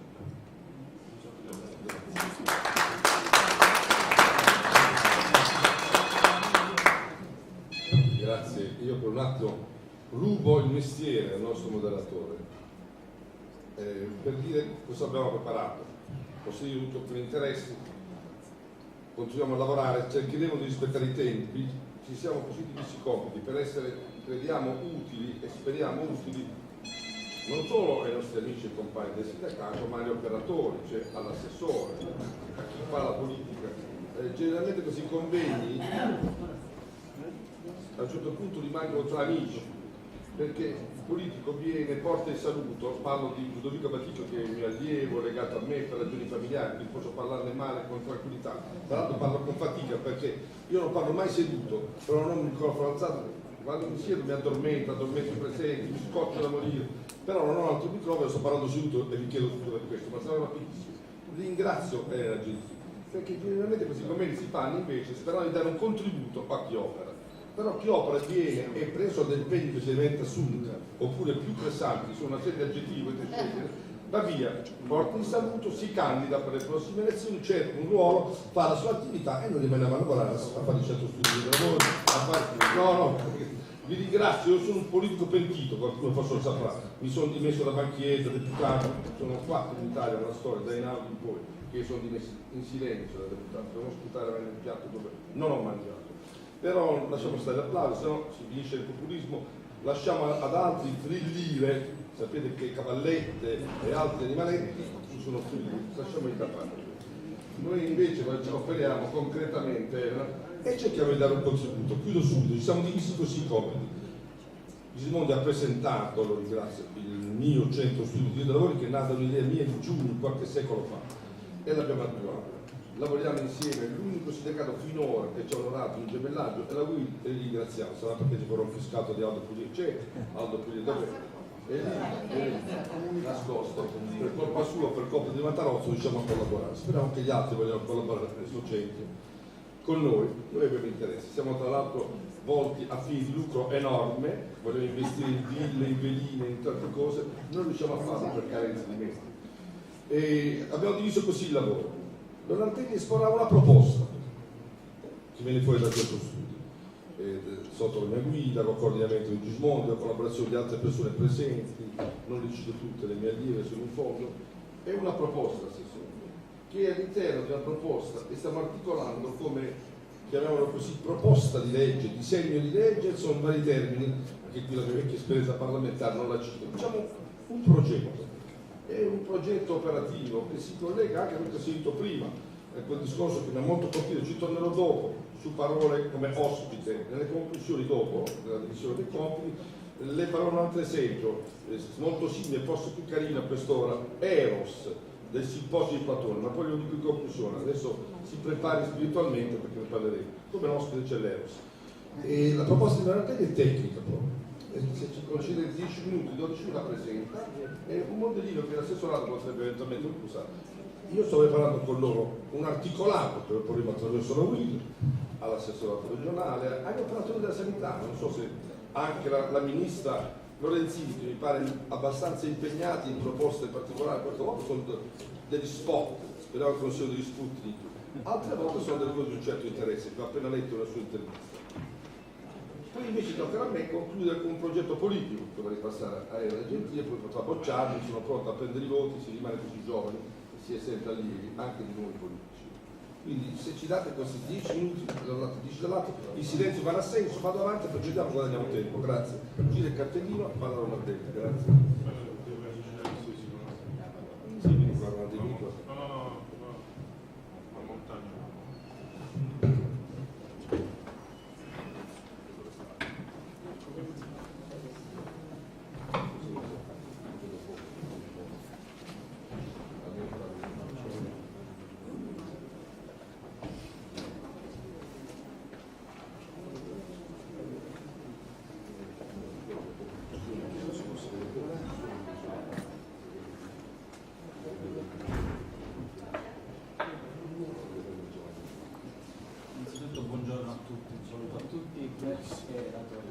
Cercherò di essere il più rapido possibile.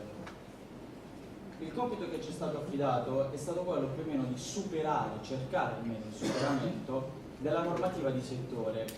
Più che andare però su proposte in realtà normative, ho cercato di puntare sul progetto, quindi sulla programmazione, sulla funzionalità di una struttura distrettuale complessa. In questo caso sto parlando delle case della salute. il principio cardine in questo caso, che potrebbe essere assunto anche dalle strutture ospedaliere, dovrebbe essere quello del bisogno di ricorrere all'ospedale ogni volta che è indispensabile, ma di assistere il territorio ogni volta che è possibile. Con molta probabilità le case della salute sono la migliore struttura ad oggi che può garantire questo rapporto tra servizio del cittadino e il territorio. Ovviamente, per una migliore comprensione ho cercato di dividere, velocemente ne vedremo le slide, partendo dalla definizione cos'è la casa della salute, per arrivare a una proposta perlomeno concreta ad oggi. La casa della salute è una struttura polivalente e funzionale in grado di erogare in uno stesso spazio fisico l'insieme delle cure primarie e delle prestazioni sociosanitarie, favorendo attraverso la congruità spaziale dei servizi e degli operatori unitarietà e integrazione. Unitarietà e integrazione molto spesso ritorneranno anche nelle fonti normative dei livelli essenziali delle prestazioni sociosanitarie. Esse pertanto rappresentano la struttura di riferimento per l'erogazione dell'insieme delle cure primarie e della continuità assistenziale, garantendo anche le attività di prevenzione nell'ambito del distretto. Già da questa definizione è possibile capire più o meno la struttura, anche i compiti e gli ambiti di operatività della Casa della Salute e cosa potrebbe garantire realmente sul territorio. Ovviamente questo per quanto riguarda la definizione. Ciò che ci interessa però a noi, anche un breve excursus, lo facciamo sulle fonti normative, cercando di capire effettivamente se il legislatore ha trattato in passato la possibilità di una realizzazione nel concreto della Casa della Salute e quali sono stati ovviamente gli obiettivi. Possiamo risalire addirittura al decreto Bindi, quello 229 del 99, norme per la razionalizzazione del Servizio Sanitario Nazionale, e anche la legge Turco 328 del 2000, legge quadro sulla realizzazione del sistema integrato di interventi e servizi sanitari. All'articolo 3 infatti e all'articolo 8 possiamo vedere che gli obiettivi principali, almeno all'inizio in linea teorica, erano quelli di favorire l'unitarietà e l'integrazione dei livelli essenziali delle prestazioni sociosanitarie. In poche parole, quello che abbiamo visto nella definizione della Casa della Salute. Questo è rimasto ovviamente in linea teorica. Dobbiamo aspettare poi 5 anni più o meno, con l'intesa Stato-Regioni, prima del 29 luglio 2004 e poi del 9 febbraio 2006, per vedere qualcosa di più concreto. Queste intese, sulla falsariga della legge costituzionale 3 del 2001, dove per la prima volta parlava di integrazione intesa come modalità organizzativa sanitaria, sociosanitaria, come punto di riferimento anche per la riforma anche costituzionale, prevedeva la possibilità a queste intese innanzitutto di costituire un'organizzazione distrettuale e territoriale integrata per l'assistenza primaria con lo sviluppo della medicina associativa, prevedendo però soltanto in via sperimentale, fino a quel momento ovviamente con l'ausilio anche di operatori volontari, la creazione di UTAP o per la prima volta delle case della salute. Poi bisognerà aspettare un anno più o meno con la legge finanziaria, la 296 del 2007, all'articolo 1, 805, 805, 806, vedere qualcosa ancora di più concreto, quindi un ulteriore passo avanti, e cioè la possibilità di una rimozione degli squilibri sanitari che riguardavano ovviamente il territorio, quindi una disomogeneità territoriale a livello nazionale, quindi che riguardasse tutte le realtà regionali, ovviamente in riferimento al piano al PSN del 2007, del triennio 2007, 2008 e 2009, e la possibilità per la prima volta di istituire un finanziamento, un fondo, un cofinanziamento legato ovviamente al modello, almeno ancora sperimentale, della Casa della Salute. Questo è a livello nazionale. A livello regionale cosa è stato fatto? Molto probabilmente la deliberazione più importante a livello regionale è stata la DGR 2287 del 2007, che ovviamente sulla falsariga di quanto previsto dalla legge finanziaria aveva approvato le proposte progettuali relative agli obiettivi di piano del 2007, aveva stanziato anche un fondo pari a poco più di 2.280.000 euro, poi successivamente ridotto dal Ministero della Difesa a poco meno di 1 milione di euro, e l'attivazione anche entro il primo anno di almeno 2 case della salute per ciascuna ASL pugliese. Purtroppo ad oggi questo non è stato ancora fatto, quindi nella carta c'è la possibilità di costruire qualcosa, di realizzare un progetto completamente innovativo che trasformi la visione ospedalocentrica, una visione più frammentata, capillare anche nel territorio, ma nei fatti non è stato ancora realizzato. Quindi quali devono essere a questo punto gli obiettivi della Regione Puglia? Innanzitutto realizzare in modo omogeneo su tutto il territorio strutture sanitarie e sociosanitarie che siano in grado, che siano un punto di riferimento certo per i cittadini, alle quali ci si può rivolgere in ogni momento per trovare una risposta ai propri problemi di salute, e soprattutto individuare compiti o aspetti o anche ambiti di operatività legati ovviamente all'attività della Casa della Salute. Allora, quali sono questi compiti? Questi compiti possono essere, anzi devono essere, assicurare un punto unico di accesso ai cittadini, garantire la continuità assistenziale H24 e 7 giorni su 7, organizzare e coordinare le risposte da dare al cittadino, rafforzare l'integrazione con l'ospedale, soprattutto in relazione alle dimissioni protette, migliorare la presa in carico integrale dei pazienti e sviluppare programmi di prevenzione rivolti al singolo e alla comunità e ai target specifici di popolazione. Non solo, ma anche promuovere e valorizzare la partecipazione dei cittadini e offrire formazione permanente agli operatori. Per quanto riguarda invece l'ambito di operatività, ovvero l'identità che deve avere, che può avere questa Casa della Salute, deve innanzitutto avere un centro di accoglienza e orientamento ai servizi sanitari, sociosanitari e assistenziali, assistenza sanitaria per problemi ambulatoriali urgenti, possibilità di completare i principali percorsi diagnostici che non necessitano di ricorso all'ospedale, gestione delle patologie croniche attraverso l'integrazione dell'assistenza primaria con i servizi specialistici presenti e interventi di prevenzione e promozione della salute. A proposito di questo, un gruppo di ricerca della Regione Piemonte ha effettuato un'analisi SWOT proprio in relazione alla possibilità di realizzare una Casa della Salute, prevedendo quali sono i punti di forza, i punti di debolezza, nonché le opportunità e anche le minacce, ovvero i rischi. Per quanto riguarda i punti di forza, noi possiamo vedere che ovviamente sono linee generali e riferite al territorio. Ci potrà essere una riduzione della pressione sulle strutture ospedaliere, un inizio del processo di networking. Il processo di networking sarebbe praticamente una ricerca, uno scambio tra le varie strutture sanitarie di problematiche, ovviamente con l'obiettivo poi di risolvere queste stesse problematiche, nonché anche aggregazione dei servizi oggi ovviamente diffusi sul piano sanitario, bacini di utenza più omogenei e facilmente gestibili, diffusione capillare che si collega comunque alla riduzione della pressione sulle singole strutture ospedaliere, soprattutto un riuso delle strutture sanitarie dismesse e una riconversione pure di altre strutture sanitarie. Questo è molto importante perché non soltanto si andrebbe a innovare completamente la struttura ospedaliera, ma si andrebbero anche a riqualificare determinati territori con un forte impatto ovviamente economico sulle spese. Un coinvolgimento diretto dei cittadini attraverso politiche di autogestione e partecipazione e soprattutto un'adattabilità tra struttura e territorio della Casa della Salute. Una delle caratteristiche infatti principali della Casa della Salute risiede nella sua adattabilità al territorio, può essere di bassa complessità, di media o anche di alta complessità, ovviamente riferita al territorio, al comune o al quartiere di riferimento. I punti di debolezza possono essere ad esempio l'impossibilità di impegnare le risorse economiche, e questo ovviamente lo sappiamo, una riduzione del rapporto protetto tra medico e paziente, cadrebbe un po' la visione che abbiamo noi del medico e del paziente, una difficoltà a raggiungere anche la stessa struttura, ovviamente questo riferito al territorio. Le opportunità e le minacce invece sono strettamente legati ai punti di forza e ai punti di debolezza, quindi abbiamo un potenziamento dei servizi socioassistenziali, una riorganizzazione della rete finanziaria legata ovviamente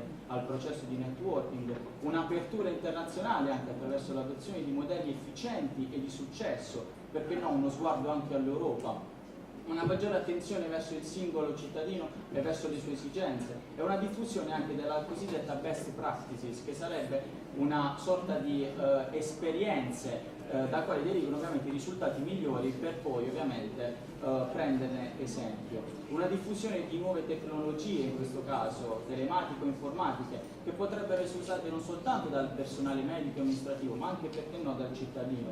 Una maggiore integrazione anche dei medici di medicina generale con il sistema sanitario. I rischi invece sarebbero essenzialmente riconducibili alla prima fase dell'attuazione ovviamente di una Casa della Salute, quindi una generale difficoltà nelle politiche e nella programmazione sanitaria, una sovrapposizione ovviamente di struttura, perché potrebbero sorgere dei conflitti, visto che abbiamo una visione ospedalocentrica, quindi completamente differente un mancato coordinamento anche tra programmazione settoriale e pianificazione territoriale e anche una lentezza ovviamente nelle procedure di affermazione della Casa della Salute nel territorio.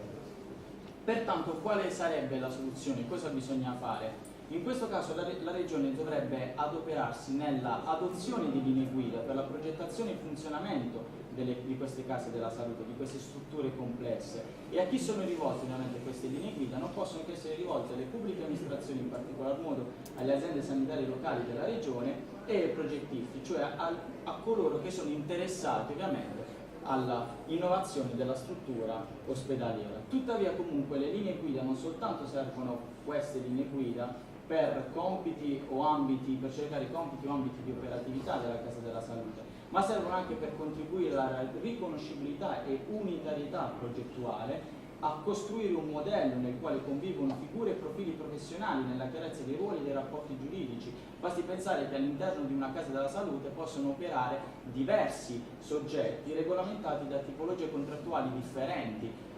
Quindi ci potranno essere medici di medicina generale, ci potranno essere pediatri di libera scelta, ci potranno essere dipendenza di dirigenza, dipendenza comparto o comunque anche aziende esternalizzate.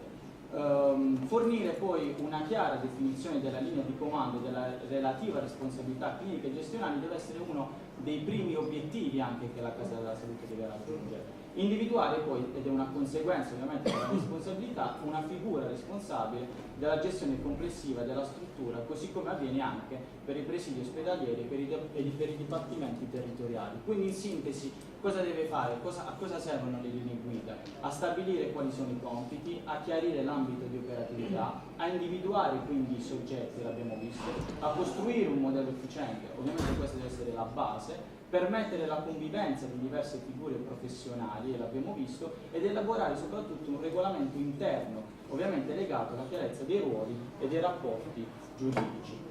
Per cui questo funzionigramma e il relativo poi organigramma, che devono essere il più possibile esplicitati all'interno dei principi organizzativi e delle linee guida, dovranno poi costituire uno strumento necessario per la creazione di un progetto completo che riguardi l'organizzazione funzionale degli elementi costitutivi della Casa della Salute, nonché l'area pubblica, le aree cliniche, le aree staff e la tipologia ovviamente le diverse tipologie delle case della salute, ne abbiamo accennato prima.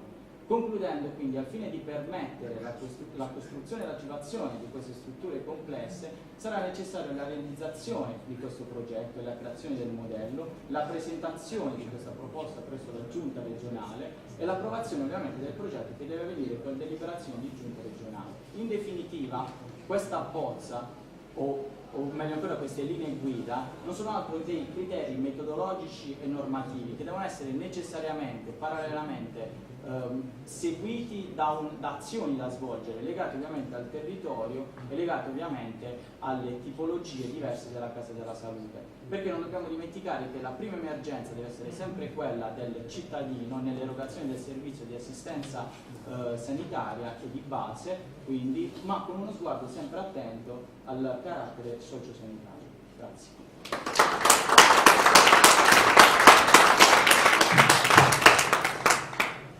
Grazie al dottor Lonardelli per questo suo importante contributo. Mi verrebbe da dire buon sangue non mente, ma diciamo, è una battuta affettuosa nei confronti dei nostri professor Vento, lei la parola.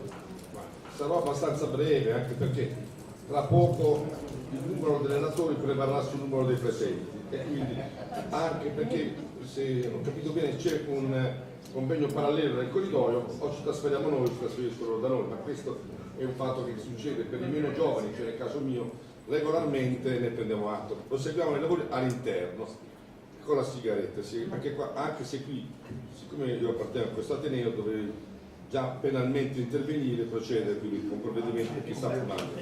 Detto questo, per questo momento non applichiamo il famoso testo unico 81-2008 sulla sicurezza sui posti di lavoro, ma procediamo concludendo. Gismondi vi ha dato l'idea del perché di questo nostro lavoro, del perché si muove il nostro centro studi, e l'operazione di Lonardelli è la presentazione materiale. Siccome l'assessore ha dovuto assentarsi per un attimo, ti manderemo le carte, non solo i lucidi ma anche una relazione attraverso il sindacato su questo progetto, questa proposta provocatrice, che si inserisce, e veramente rispetterò i tempi, in un quadro più ampio. Vi voglio dare soltanto alcuni dati brevissimi. Leggendo mercoledì scorso Le Figaro Economia e Le Monde Economia, sono i due giornali principali, diciamo Corriere della Sera e Repubblica in Francia all'incirca, almeno Corriere della Sera fino ad avantieri, perché adesso va su 4 ruote Corriere della Sera, come sapete, e sul marchio trasferito negli Stati Uniti, mentre gli Stati Uniti ci spiano, noi mandiamo anche i giornali attraverso la Fiat direttamente, così risparmiamo anche uno spionaggio, almeno risparmiamo un po' di soldi agli amici americani. In questo quadro vi do un dato: in Francia si sta polemizzando in questo momento perché si ritiene che 55 miliardi di euro stanziati nel piano pluriennale, quello nostro, il programma, per la ricerca applicata e pura, pensate all'Istituto Curie per esempio, ai grandi, a Pasteur, ai vari istituti francesi, nella ricerca pura, in quella applicata, per la scuola e per l'università sono stati stanziati soltanto 55 miliardi di euro. In Italia lo stanziamento è 5,7, cioè poco più del 10%, il 10,01% dello stanziamento francese, e nessuna protesta, anzi addirittura ieri in un incontro della Federculture nazionale a Roma si è constatato che questo governo insieme al governo Monti hanno ulteriormente ridotto nello stanziamento ordinario gli stanziamenti per scuola, università e ricerca. Sono stanziati ben 350 milioni, non miliardi, di euro per coprire un turnover di 4 anni bloccato nelle università. Se questa elemosina è simile a quella del 1,5 miliardi di cui parla il capo del governo Letta, felice di 1,5 miliardi per un incremento di disoccupazione dell'ultimo anno del 0,4%, beato che sa accontentarsi. Chi si contenta gode, io non mi contento mai. Questi stanziamenti ridicoli sui quali si parla tanto. Questo è il punto di riferimento per passare alla sanità, sinteticamente, al nostro impegno al concetto. Partendo da questa considerazione, i nostri cugini francesi si sbranano su 55 miliardi, noi ci accontentiamo di 300 milioni per l'università e 1,5 miliardi per 200.000 potenziali lavoratori da occupare a fronte di 3 milioni e 400.000 con un incremento di 300.000 negli ultimi 6 mesi. In questo contesto cosa abbiamo cercato di fare? Cosa vogliamo fare? Dare qualche contributo concreto sempre ai nostri operatori politici, regionali e speriamo anche nazionali. Segnalare che 10 giorni fa è stato sottoscritto nella riunione del G8, mentre si blaterava sugli interventi per l'occupazione giovanile, si blaterava indegnamente, in realtà si è parlato pochissimo, ma si è sottoscritto un documento importantissimo che può servire alla sanità e che segnala agli operatori della sanità, via per tutte, la nostra assessore. È stato sottoscritto un documento che si chiama Open Data Charter, è la carta dell'open data. Cos'è l'open data? È un sistema di controllo aperto, per intendervi semplificando, l'opposto della privacy. Ecco, per semplificare, adesso lo spieghiamo, certo, non mi fermo qui, non arriviamo a questo, lo spieghiamo perché è troppo importante. Certamente è diverso dallo spionaggio, ma invece è la possibilità di trasparenza nella pubblica amministrazione, nella gestione dei dati, non solo ma l'obbligo, ecco perché ho detto prima, l'opposto della privacy, l'obbligo di rendere noti dei dati. L'Italia è uno dei paesi in maggior ritardo nell'Unione Europea e in ritardo enorme, in particolare nella sanità all'interno della pubblica amministrazione, e questo con un ricarico di costi che sono stati fatti così grossolanamente, no? In modo interessante nell'inserto di domenica scorso Nova del Sole 24 Ore. Non faccio reclame, non sono pagato, non tangenti per me. Se soltanto si applicasse questa carta, almeno in prima battuta ci sarebbero 50.000 posti di lavoro a costo zero, altro che i 1,5 miliardi per avere forse 200.000 posti di lavoro. 50.000 posti di lavoro a costo zero. Manca un presupposto fondamentale, la banda larga veloce. Che No. me ne faccio dei dati liberi e open se non li posso utilizzare? Il problema è un altro, non è certo, ma anche il presupposto di fare questo, che non viene neanche fatto da noi, mentre i dati si fa, è sempre la stessa cosa, ed è il cane o il gatto, se volete, che si morda la coda. Ed è un fatto letteralmente allucinante perché di questo si parla pochissimo, pochissimi pensano che l'Italia deve ancora sottoscrivere quel documento, non l'ha sottoscritto, ed è di un'estrema importanza e porterebbe delle ricadute sulla sanità, gentile e cara assessora, enorme. Diamo un esempio: in Gran Bretagna c'è un sistema di abbattimento di costi attraverso la distribuzione di dati del 20% negli ultimi 2 anni. Sapete che vuol dire sulla spesa della sanità ridurre? Facciamo 10, facciamo 5 i nostri costi. Ecco il discorso, banda larga non c'è, i dati non ci sono. Proviamo a mettere in moto questo meccanismo, anche a livello regionale, senza paura di cadere nello scontro. Prima parlava della Luna, parlavamo in privato di noi, dei pericoli degli interventi regionali per una lettura più o meno felice dall'articolo 117 della malfamata commissione bilaterale da Lemoni, così l'ho chiamata anch'io quando ho smesso la mia esperienza politica, quell'esperienza fallimentare che ha portato a una contorta di forme non chiara, tant'è che oggi, in buona malafede, altri mettono le mani sulla Costituzione o vogliono mettere le mani sulla Costituzione, deve stare estremamente attenti. Sulla base di quella modifica, la Regione Puglia è stata già battostata un paio di volte per il settore della sanità, stabilizzazione, ricorderete, giustamente o meno non ci interessa, tecnicamente felice o meno l'intervento legislativo regionale non ci interessa. Fatto sta che dedicato è il tema dell'intervento regionale di fronte a un quadro che tende a ricentralizzarsi. Dalla Mura ha detto che si era divertito a fare statistiche sulle sentenze della Corte Costituzionale, sarebbe divertente, veramente, che dobbiamo divertirci, ma diciamo in senso tecnico, sarebbe interessante vedere cosa sta avvenendo in questi ultimi anni. Voi sapete che la Corte Costituzionale non è fatta, come dice qualcuno, soltanto di comunisti, anche perché non ce ne sono più, ma è fatta da giuristi di sinistra o destra che sono però nominati periodicamente. Forse un'attenta analisi farebbe ripensare un po' al perché della decentralizzazione, cara Elena, per cui dobbiamo stare anche un po' attenti per quanto riguarda la sanità ai rapporti delicati Stato-Regione. E dobbiamo stare attenti in particolare per quanto concerne gli ambiti di intervento autonomi. La proposta che ha presentato Lonardelli per il suo centro studi è una proposta che secondo noi non si pone in contrasto con linee generali anche la conferenza Stato-Regione, ma ben può essere gestita perché ci sono sperimentazioni simili già in altre regioni, di cui ne abbiamo parlato per non dilungarci. Perché ho fatto questo esempio dell'open data? Perché potrebbe essere un tema sul quale, approfondendo l'iniziativa e spingendo legislatori e operatori, abbiamo campi economici finanziari di recupero spaventosi e specialmente nel campo della sanità un controllo di costi notevole e soprattutto, diciamocelo chiaro, un grosso taglio alle unghie della corruzione e della mala gestione della sanità.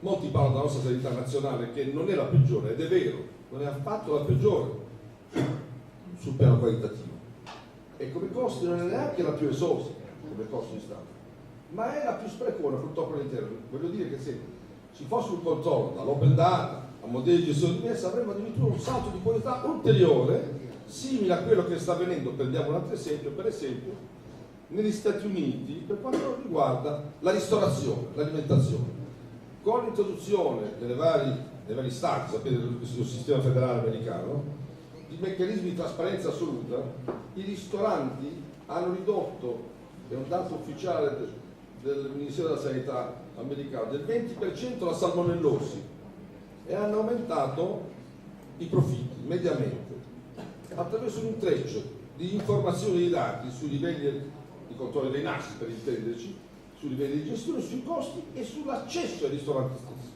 Un meccanismo virtuoso che altro non è che il contributo alla democrazia di un sistema, quello americano, che da un lato inventa le guerre nel mondo, ma al suo interno fa dei salti in termini di gestione democratica di notevole interesse e riferimento per noi. È la contraddizione di quello sistema capitalistico, ma è una contraddizione con cui dobbiamo convivere visto che ci siamo dentro. Spionaggio a parte. C'è un altro dato che volevo segnalare, sempre in relazione alla sanità, concretamente, sempre su proposte concrete, ed è quello a cui ha accennato prima il collega Trimarchi, con la divertente, profonda e ricchissima analisi, ed è quello del rapporto di ospite, di ospitalità, l'avevo promesso prima. La sanità gestita, la sanità non è la cura del malato soltanto, tutti lo sanno, è prevenzione soprattutto, è creare safety, non solo security, sicurezza, ma benessere. La parola famosa welfare, tutti lo dicono, è come l'araba felice, poi vediamo se c'è, dove c'è. Bene, una gestione di questo elemento essenziale nella vita umana, questa è la vita sana, la sanità, fa sì che si possa essere insieme ospitanti ed ospitati. E perché ho detto professore risposta anche su questo tema? Perché c'è qualcosa di strano, ma insieme di eterno nella cultura, nella sensibilità degli uomini. Ed è queste parole che potrebbero sembrare ossimoli, ma in realtà sono valori globalizzanti, per cui il soggetto è complemento oggetto e viceversa, l'ospite e l'ospitante. E proprio nel simposio di Platone, sapete che Socrate, beato lui, non scriveva, pensava soltanto, parlava, e siccome la moglie parlava più di lui, a un certo punto per essere acciduta, secondo qualcuno era l'assenso di Toulouse-Lautrec, secondo qualcuno, comunque pur di liberarsi dalla moglie si liberò di se stesso. Origine fece un'altra cosa, Socrate disse basta, è una favoletta, io ogni tanto la minaccio a casa mia moglie diceva fosse una promessa, io per adesso non mantengo la promessa, quindi non bevo l'acciduta. Ma nel simposio di Platone si parla, Socrate pone il problema di capirsi fra le persone che parlavano. Ma quando parli di Eros, a chi pensi? A Cupido, Eros, un soggetto, o pensi a qualcosa, l'amore, che poi è multiplo, può essere sesso, può essere sentimenti globali di amore, e tutti gli allievi, i suoi, diciamo, amici, i peripatetici, quelli che passeggiavano. Protagora dice, racconta Platone, che Protagora dice no, Eros è tutto, come l'ospite, è tutto, è un soggetto, è un oggetto, soprattutto la capacità di dare. Che cosa chiediamo noi con del proposito? Cosa dovremmo proporre all'assessore? Non di fornici ospedale o di guarici, ma di dare ospitalità, cioè creare veramente appunto amore, che è amore del territorio, di se stessi, quello che da un po' di tempo a questa parte ci hanno tolto, con una politica che certamente non ci fa felici. Speriamo che anche i nostri piccoli contributi, come la proposta della WIL, lo concretizzeremo anche con un articolato normativo per togliere anche la fatica ai tecnici dell'assessore. Tutto faremo. Approveremo anche la legge noi, lo sapremo anche noi con i nostri tipografi, e poi però la finanziate voi. Grazie a voi e buon lavoro.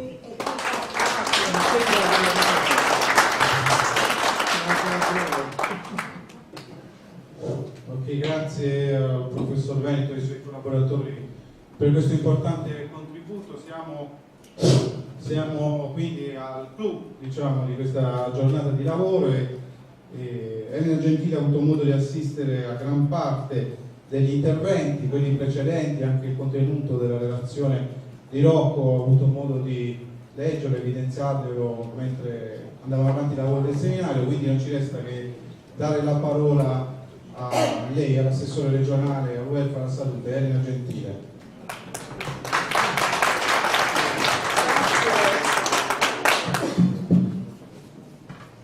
D'Argento, mi hai tolto la voce.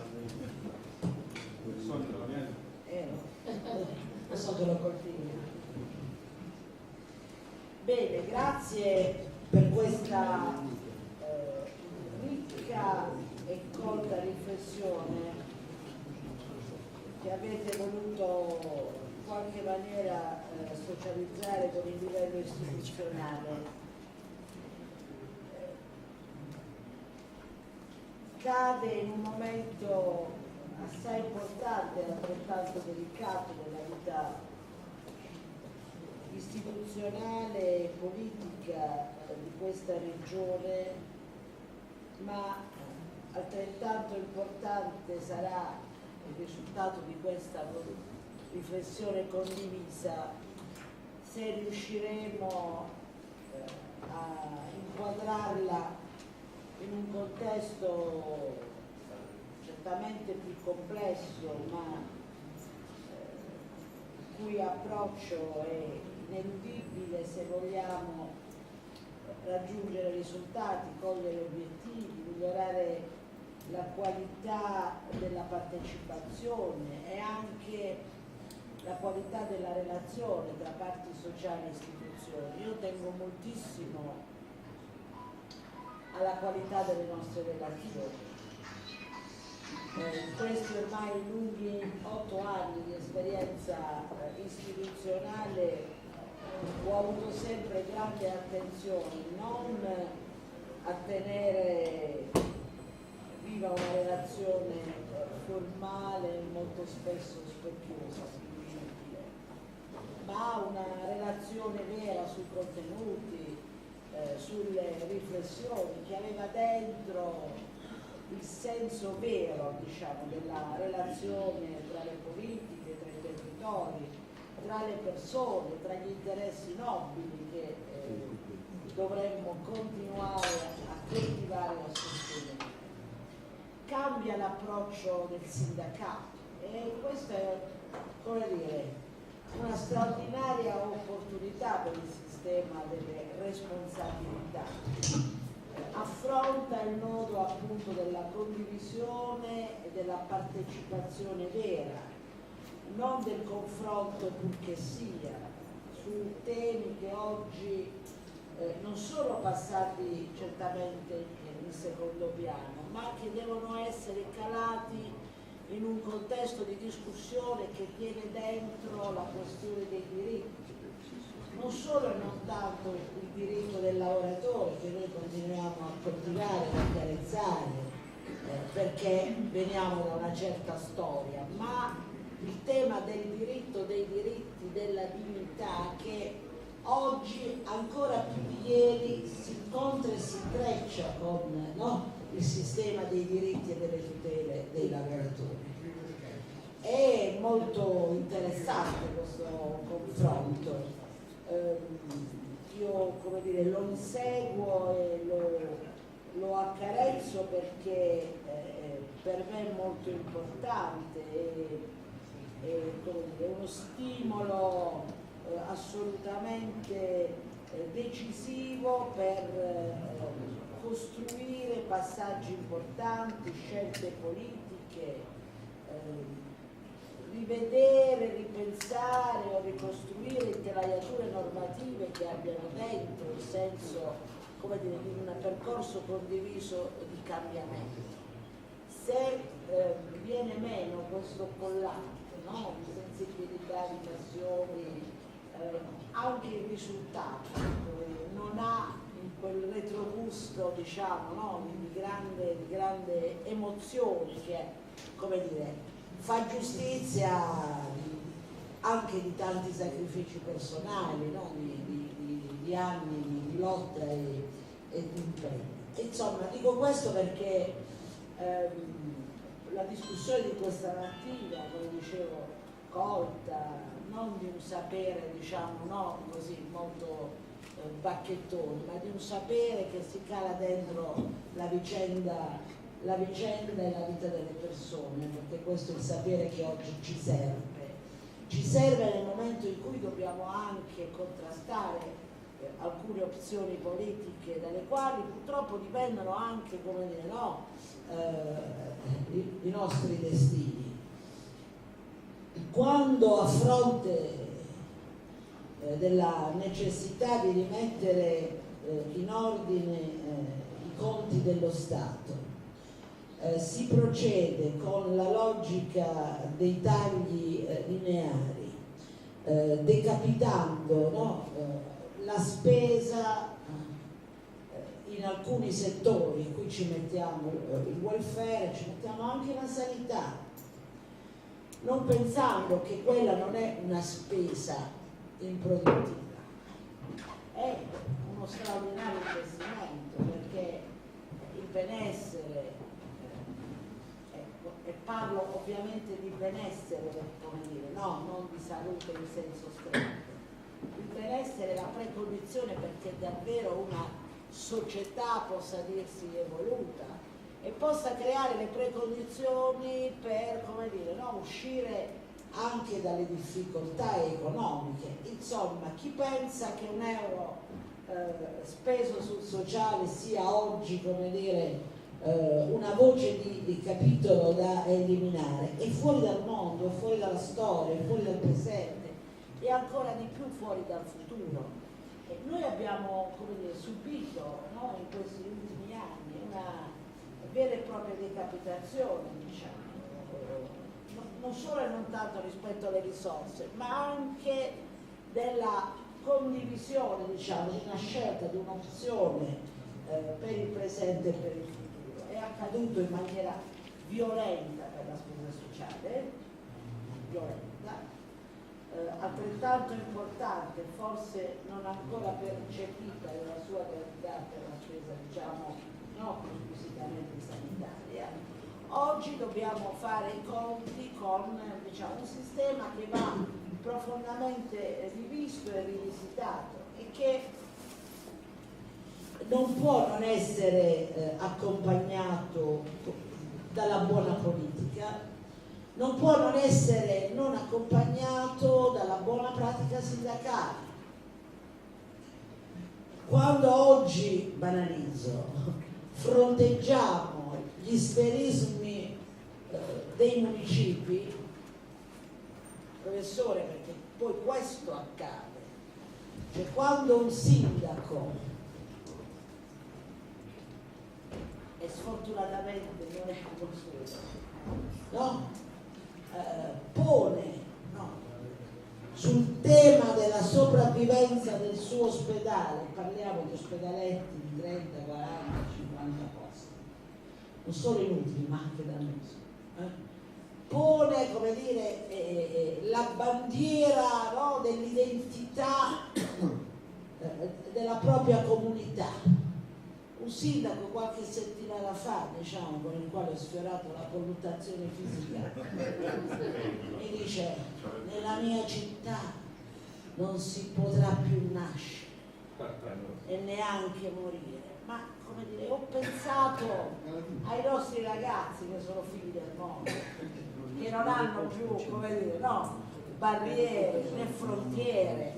Oggi abbiamo dentro, no, questa grande proiezione che ci fa considerare per davvero in particolare come questa sì, no, Zanzarella, un costo, no, per la vita delle persone. Noi dobbiamo ancora confrontarci con una cultura, come dire, no, piccola piccola, del campanile, della chiesetta, dell'ospedale, dei riti, no, delle cerimonie, diciamo, municipalistiche. E a fronte di questa cultura, diciamola così, noi invece dobbiamo dispiegare un'idea moderna, vivace, creativa, accattivante, di un livello di presa in carico delle persone che poi sia capace di dare per davvero la stragrande maggioranza dei risposte ai bisogni di benessere, no, di quella comunità. E allora per fare questo le istituzioni non possono essere sole, è un confronto, no, difficile. La strada è impervia. Se su questo tema invece costruiamo una grande alleanza con le parti sociali, con i cittadini e con le cittadine, motivando le ragioni di una scelta, cercando, come dire, di mostrare modelli come, tornando al tema di oggi, no?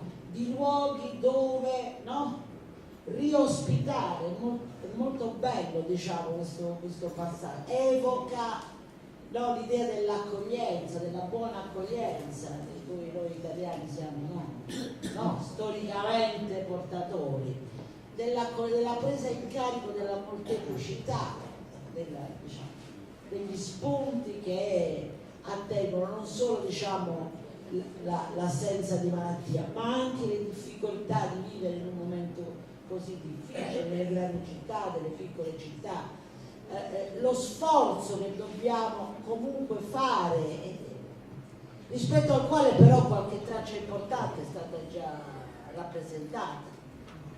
E io, come dire, ho voglia di socializzare non solo queste nostre riflessioni o i nostri spunti normativi, ma anche le prime importanti esperienze che stiamo realizzando sui territori e che danno ragione alla riflessione del professor Veneto, che danno ragione a chi come la UIL, come Rocco da tempo insiste sulla necessità, voglio dire, di costruire perimetri altri che siano, come dire, molto lontani dall'idea diciamo di sanità esclusivamente ospedaliera.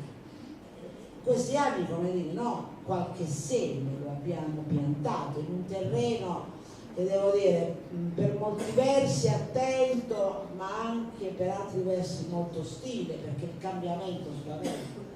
Quando si mettono in discussione le abitudini, no? Il cambiamento spaventa, diciamo, no? Disorienta, capisco, ma disorienta non solo e non tanto i cittadini utenti, disorienta la platea, no?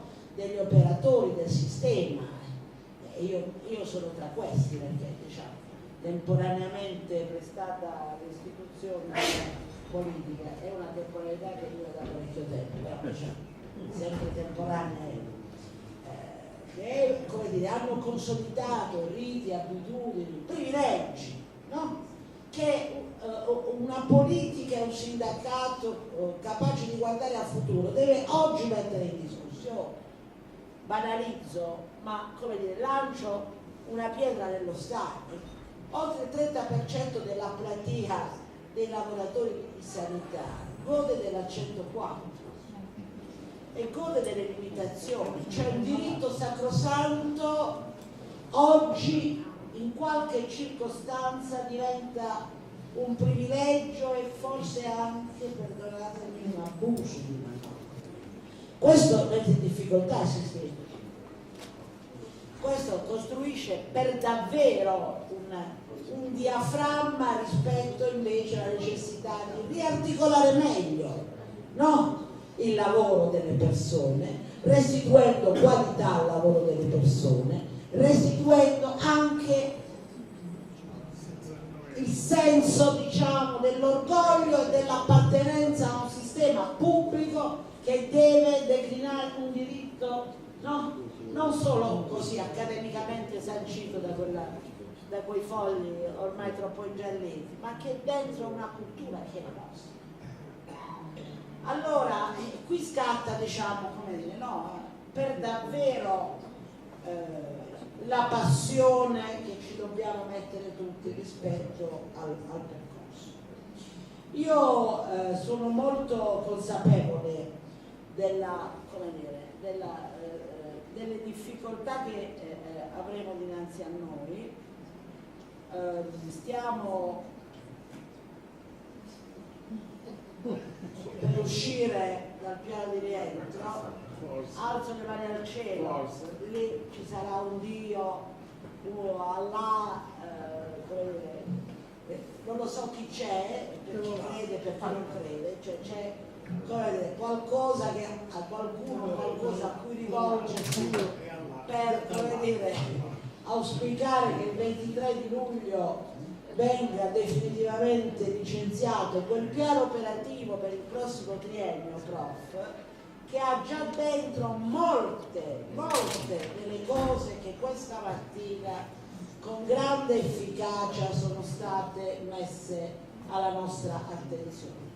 In quel piano operativo noi possiamo, come dire, costruire l'idea che in questa regione, chiusa la partita degli ospedali, della quale oggettivamente non ne possiamo più, si possa, come dire, spostare l'attenzione, no? Su, diciamo, quell'idea di territorio che è stata illustrata brillantemente. Io non voglio tornarci perché condivido completamente e fino in fondo le relazioni, in luoghi in cui, porca miseria, quando si rappresenta, come dire, una persona, non le si guarda solo il fegato, no? O le si fa l'ecografia perché magari è un po' inappetente, allora magari immediatamente ti arriva il tubo che ti penetra e poi comincia una cascata di farmaci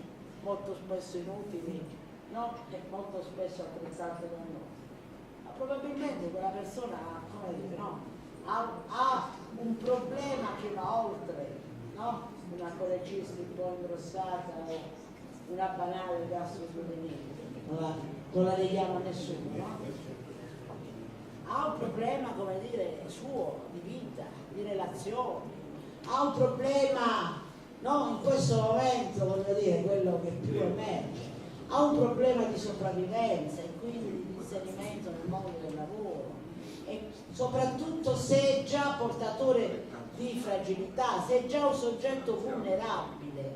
Allora, in un luogo, come dire, no, dove ci si sente ospiti, no? Probabilmente possiamo creare le condizioni perché questa presa di carico sia per davvero integrata ed integrale. E allora rilancio una pietra. Io sto scompaginando l'idea di riabilitazione psichiatrica, un modello ormai superato, troppo vecchio per un adolescente come me, troppo vecchio. Sto scompaginando nel momento in cui nella precedente esperienza, mi riferisco alla mia esperienza bellissima lì alle politiche per il lavoro, già avevo, come dire, no, introdotto il tema, no? Quello, diciamo, dell'accompagnamento al lavoro delle persone fragili e vulnerabili. Io mi immagino una casa della salute che abbia, come dire, anche un luogo dove promuovere politiche attive per il lavoro.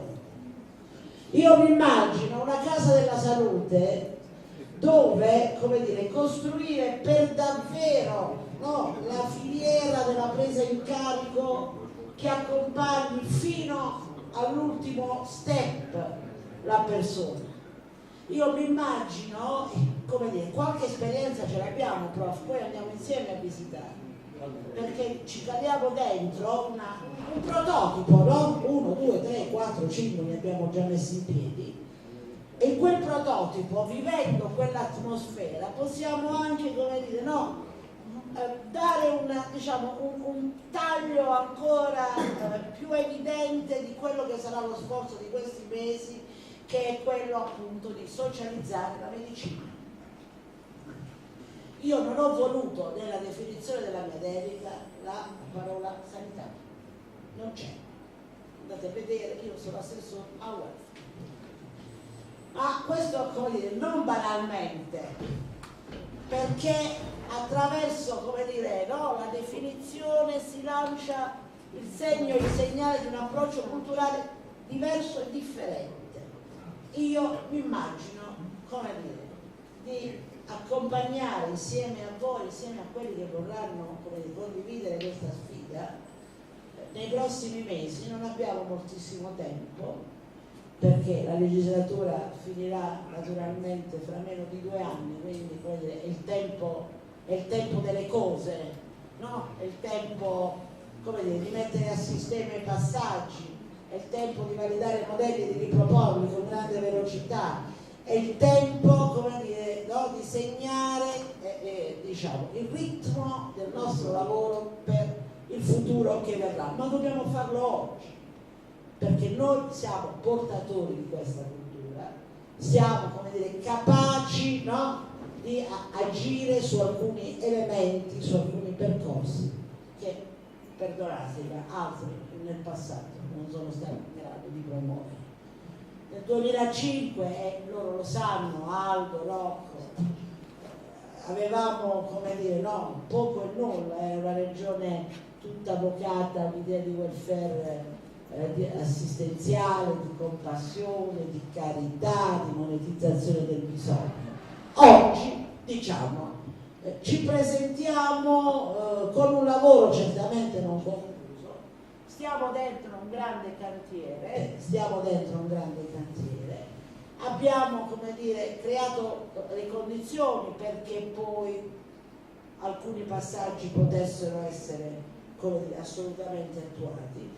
Aver come dire, intercettato anche la possibilità di spesa, mi riferisco al FESR, non è stato, come dire, no, un gioco da ragazzi, è stato un impegno importante. Oggi possiamo dire che quegli ospedali chiusi, finalmente chiusi, stanno, come dire, acquisendo un'altra morfologia, un'altra aspettativa.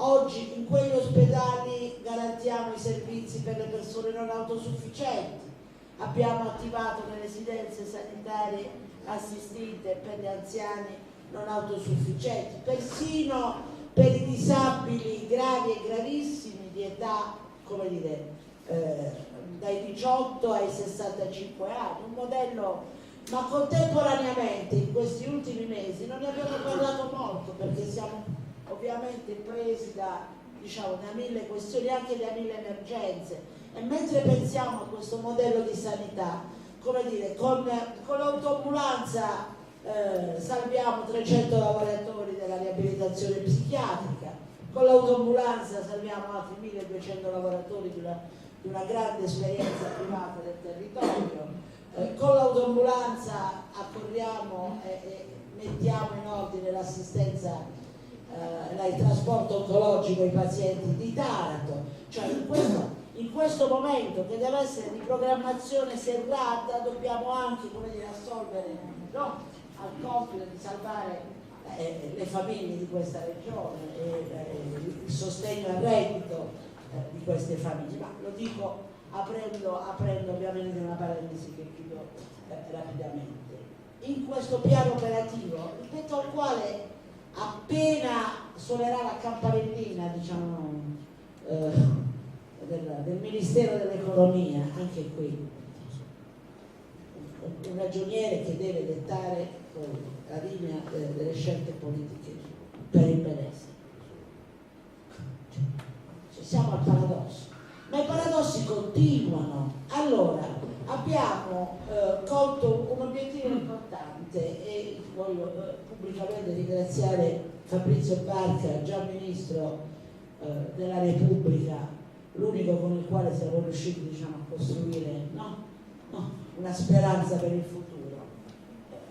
Grazie a lui è venuto in Puglia, ha guardato il modello che avevamo già costruito nel FESR, per le buone di conciliazione, che tengono dentro anche servizi di integrazione sociosanitaria, anche quelli spinti.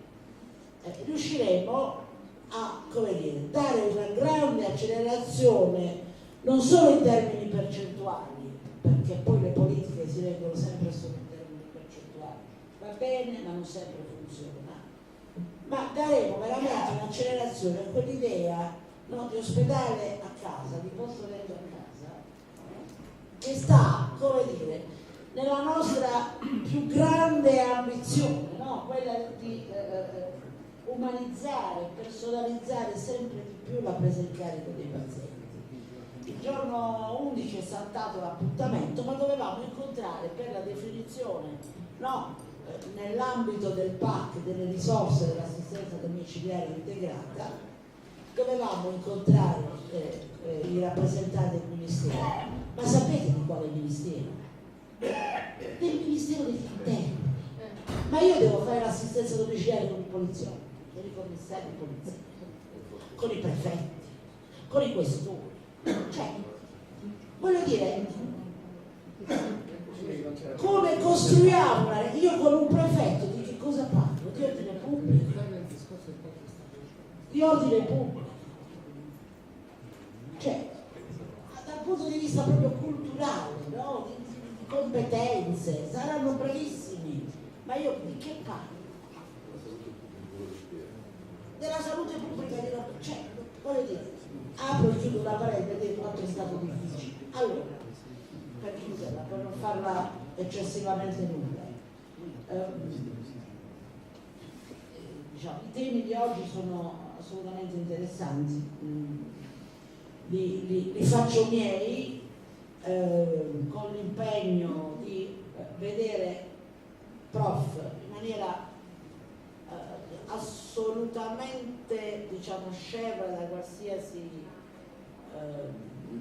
quello che oggi noi possiamo fare. Può essere una delibera di giunta, non lo so, può essere un addendum al piano operativo, un perfezionamento del piano operativo, può essere, perché noi, il piano operativo è la nostra legge, no? Cioè noi abbiamo un piano, dobbiamo fare quelle cose, più risorse al territorio, meno risorse agli ospedali, più domiciliarità, più, come dire, integrazione sociosanitaria, più lavoro nel tema dell'integrazione delle persone vulnerabili. Questo è, come dire, no, la carta di bordo, quella mappa, no? Di come si chiama, di questi prossimi. Qui dentro ci caliamo il ragionamento che oggi la UIL ci ha proposto e il professor Veneto ha preziosamente, diciamo, confezionato per la politica, cercando, come dire, ecco, di trovare la soluzione, il percorso più semplice ma consentibile anche più rapido. Il tempo non è una variabile occasionale, il tempo oggi, come dire, è un elemento strategico. Non siamo più nelle condizioni, forse non lo siamo mai stati, diciamo, ma prima la politica si attaccava, no? Tra i riti e, diciamo, no? Oggi dobbiamo costruire risposte e lo dobbiamo fare nel più breve tempo possibile. Lo dobbiamo fare oggi, come dire, alzando un muro che tenga confinata la bulimia, no? Di chi ha sempre solo coltivato la cultura dell'ospedale. Perché chi è portatore di quella cultura è bulimico, no? È straordinariamente bulimico, salvo poi, come dire, a non ripensare anche i propri modelli organizzativi. Professore, cioè noi in Puglia abbiamo un numero di grandi macchine, TAC, Isolaz, TAC Spirale, tutte queste diavolerie, che è pari a quello dell'Olanda.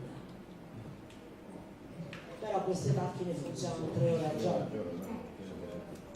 Come avere una Ferrari e andare a 30 all'ora.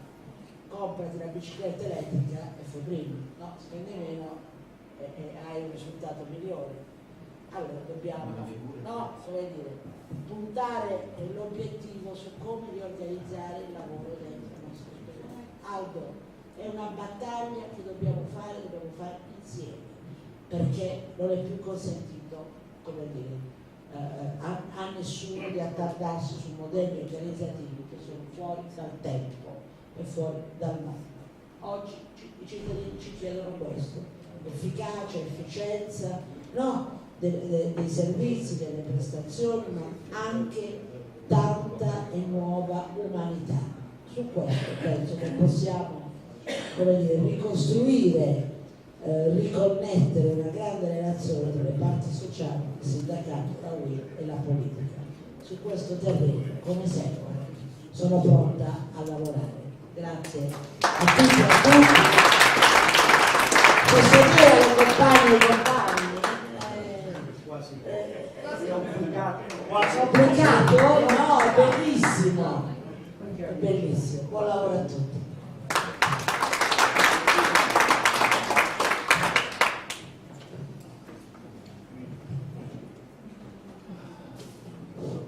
Grazie Assessore Elena Gentile. Ci avviamo adesso verso le conclusioni di questo nostro lavoro, di questo nostro seminario di oggi. Le conclusioni saranno affidate al segretario generale della UIL Pensionati Nazionale, Romano Bellissima, che accompagna peraltro il lavoro della UIL Puglia da sempre, diciamo, in tutti i suoi passaggi chiave come quello di oggi. Ma prima di passare a lui la parola per le conclusioni, ci sono degli interventi programmati di 5 minuti ciascuno. Il primo è Giuseppe Santelia, che è qui con noi, segretario generale della FNP della CISL Puglia, che porta il suo saluto a questo nostro seminario e il suo contributo alla nostra discussione. A te, Giuseppe. Grazie.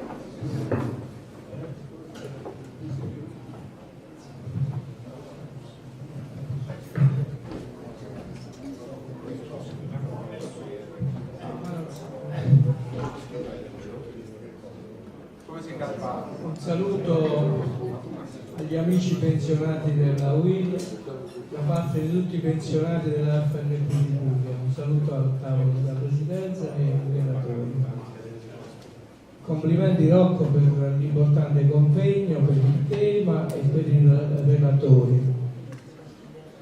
Ha ragione l'assessore quando dice che col sindacato ci confrontiamo, parliamo, perché in verità in Puglia c'è questo dialogo, ne diamo atto pubblicamente, però assessore dobbiamo essere un po' più incisivi sulle cose. perché specialmente i pensionati con la salute, con l'età, non possono aspettare tanto tempo per le decisioni che dobbiamo fare. Abbiamo in questi giorni, proprio a livello di organizzazione, tante lamentele dei nostri pensionati in tutto il territorio. Qui c'è la dirigenza UIL che ne può testimoniare, per i tanti ritardi che ci sono e per le tante difficoltà che troviamo nei confronti con le ASL provinciali. Non vogliamo dire male di nessuno, penso che ognuno faccia il proprio dovere, però dobbiamo togliere un po' questa burocrazia che impera sempre all'interno della sanità, questi affari locali che danneggiano quello che di buono poi diciamo ai tavoli, quello che di buono magari ci dicono gli studiosi, quello che di buono ho sentito con attenzione tutti gli interventi che ci danno spunto, ci dicono come ci dobbiamo comportare. Allora è una questione di metterci un po' di buona volontà. Il sindacato è pronto, tutto il sindacato, ma specialmente il sindacato dei pensionati, perché la nostra utenza, ho detto prima, non ho tanto tempo. Io vi ringrazio per l'occasione che mi avete dato e veramente vi faccio i complimenti per il bellissimo convegno. Grazie. Grazie a Giuseppe Santeria per il suo saluto. Sì. Un secondo, stai togliendo la parola alla sua carissima amica. Ah no, beh, dai, da subito. Perché è dedicato all'assessore ma anche al professore a Gaetano. Ah sì, Silvana, siamo tutto uno, poi perché è dedicato a lei che lo può fare l'assessore. L'idea della Casa della Salute è strepitosa, nel senso nobile, perché poi casomai lo collego è solo un comitato nazionale della Lavos che ha fatto una ricerca su quelle case della salute, per cui casomai ti collego. E ottima la qualità della filigrana che ho visto dei suoi ragazzi. La battuta era un'altra, è per Elena e con Silvana. La Casa della Salute, la prima citazione, io amo la cultura sopra, grazie a Dio, l'ha fatta Maccacaro, se lo conoscete, Giulio, grandissimo uomo, dove ha detto questa creatura che non l'ha mai studiato nessuno, che il distretto è la Casa della Salute. No, noi dobbiamo stare attenti a non fare non ospedalecchi. È una battuta che abbiamo condiviso a cena, a pranzo, adesso, durante il corridoio, Elena tiene presente con Silvana. Non abbiamo più bisogno di tutelare il sindacato il posto di lavoro, ma il lavoro in ogni posto. Attenzione a questa, e da Will, cioè la Will potrebbe prenderlo come slogan, non il posto di lavoro, ma anche la CGL lo capisse, insieme a voi che siete grandi. Insieme dobbiamo tutelare il lavoro in ogni posto, che significa poi avere anche a bespoke dei punti Casa della Salute, ma Maccacaro ha detto guai, attenzione, è la Casa della Salute, è il territorio, quello che vi ho segnalato, no? Dove abita la salute. In questo livello di riflessione sono voluto intervenire. Due altre cose proprio sintetiche ma sono etiche. Dobbiamo avere la capacità, con l'idea Borocco, che ringrazio sempre, non mai abbastanza, l'autenticità e dichiarare i propri fini, senza averne altri, come dicono gli inglesi, under the table, senza secondi fini. Cioè dobbiamo dichiarare, venga se ci sono anche profitti, basta che siano dichiarati, no, perché se no facciamo la figura degli scemi, io non ho mai un euro perché non voglio nulla. Il volontariato non è gratuito nel senso economico idiota, è gratuito perché pone dei livelli di partecipazione che sono assolutamente non monetizzabili, ma non è gratuito nel senso idiota del termine. Ed era la seconda, l'ultimissima è difficile, ma Elena e Silvana potete farlo. C'è un errore che chiedo a tutti questi professori carissimi che ho il piacere di aver conosciuto per la prima volta, ma di lavorare con i nostri ragazzi. Non bisogna confondere strategia e tattica, traduco. Dobbiamo lavorare politicamente con Vendola, tutti come quelli come lui. La sostenibilità come strategia e la compatibilità come tattica. Invece è il contrario.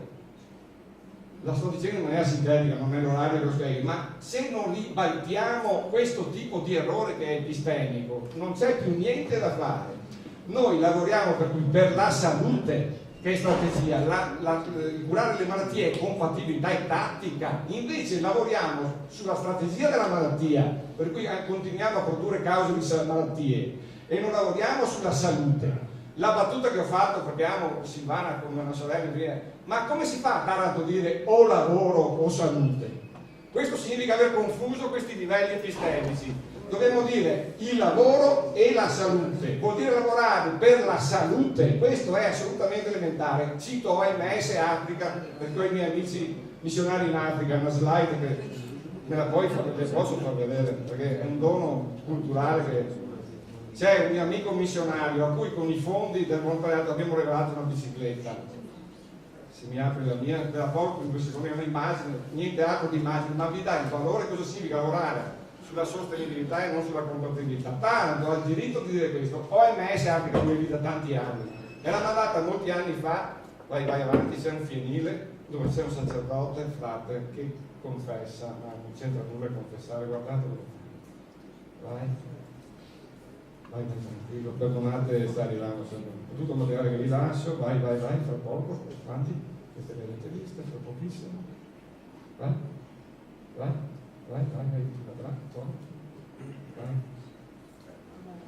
ecco, questa è, ecco, torna indietro, fermati poi la prossima. C'è bisogno di una governance, sì, è questa. Vedete il sacerdote allargargli la trigofini, confessa questo bambino, nel senso profondamente va ad ascoltarlo seduto sul finestrino. Quella bicicletta lì è stata donata da un progetto. E allora, in questo senso, io credo che dobbiamo abitare, dilatare, trasformare i confini. In questo senso il distretto diventa il territorio. È dilatando i confini, no?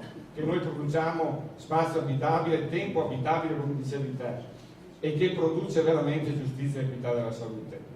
E allora, con che alla Mission Impossible, ritorno a dire la cosa che il professore ha colto in maniera profondissima: dobbiamo evitare di ospedalizzare il territorio, se no vuol dire che rendiamo il territorio casa da altri.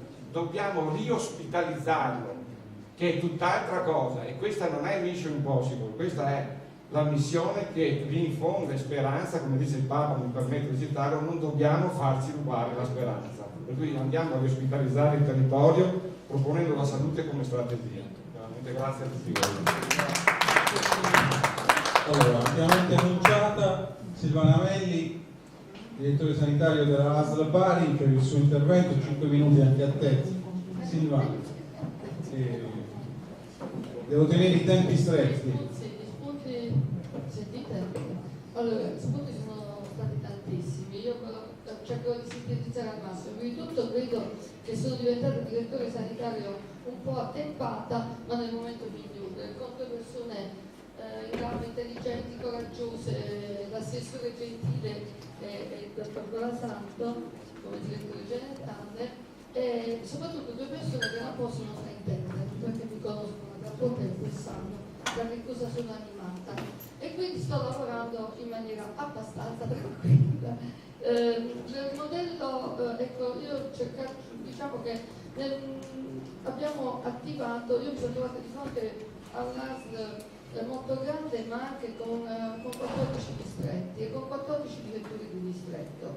Credo che sostanzialmente quello che va cambiato è la formazione dei direttori di distretti sociosanitari, che deve avere una cultura globale e non esclusivamente o prevalentemente orientata a tecniche manageriali di bocconiana ispirazione, che certamente non risponde a tutto quello che si è parlato stamattina. Occorre che il direttore di distretto sociosanitario sia una figura che è nel territorio, con le associazioni, con i sindacati, con la gente, deve permearsi, deve fare come una spugna, si deve assorbire tutto quello che il territorio gli dice, e dopo organizzare i servizi. Questa è stata sempre la mia modalità di lavoro come direttore di distretto, e devo dire che non è cambiato, come dice Colasanto, perché dice che io non sono cambiato, è come se fossi un direttore di un distretto sociosanitario molto grande, e non mi sono resa conto che sono un direttore sanitario dell'ASL di Bari. Però credo che in 10-11 mesi questo mi ha dato la possibilità di ascoltare associazioni, la gente, le singole persone, gli utenti, i pazienti fragili e i sindacati sindacati, e quindi ho elaborato un modello organizzativo che parte dal bisogno e non parte dalla sistemazione di operatori, dirigenti, direttori.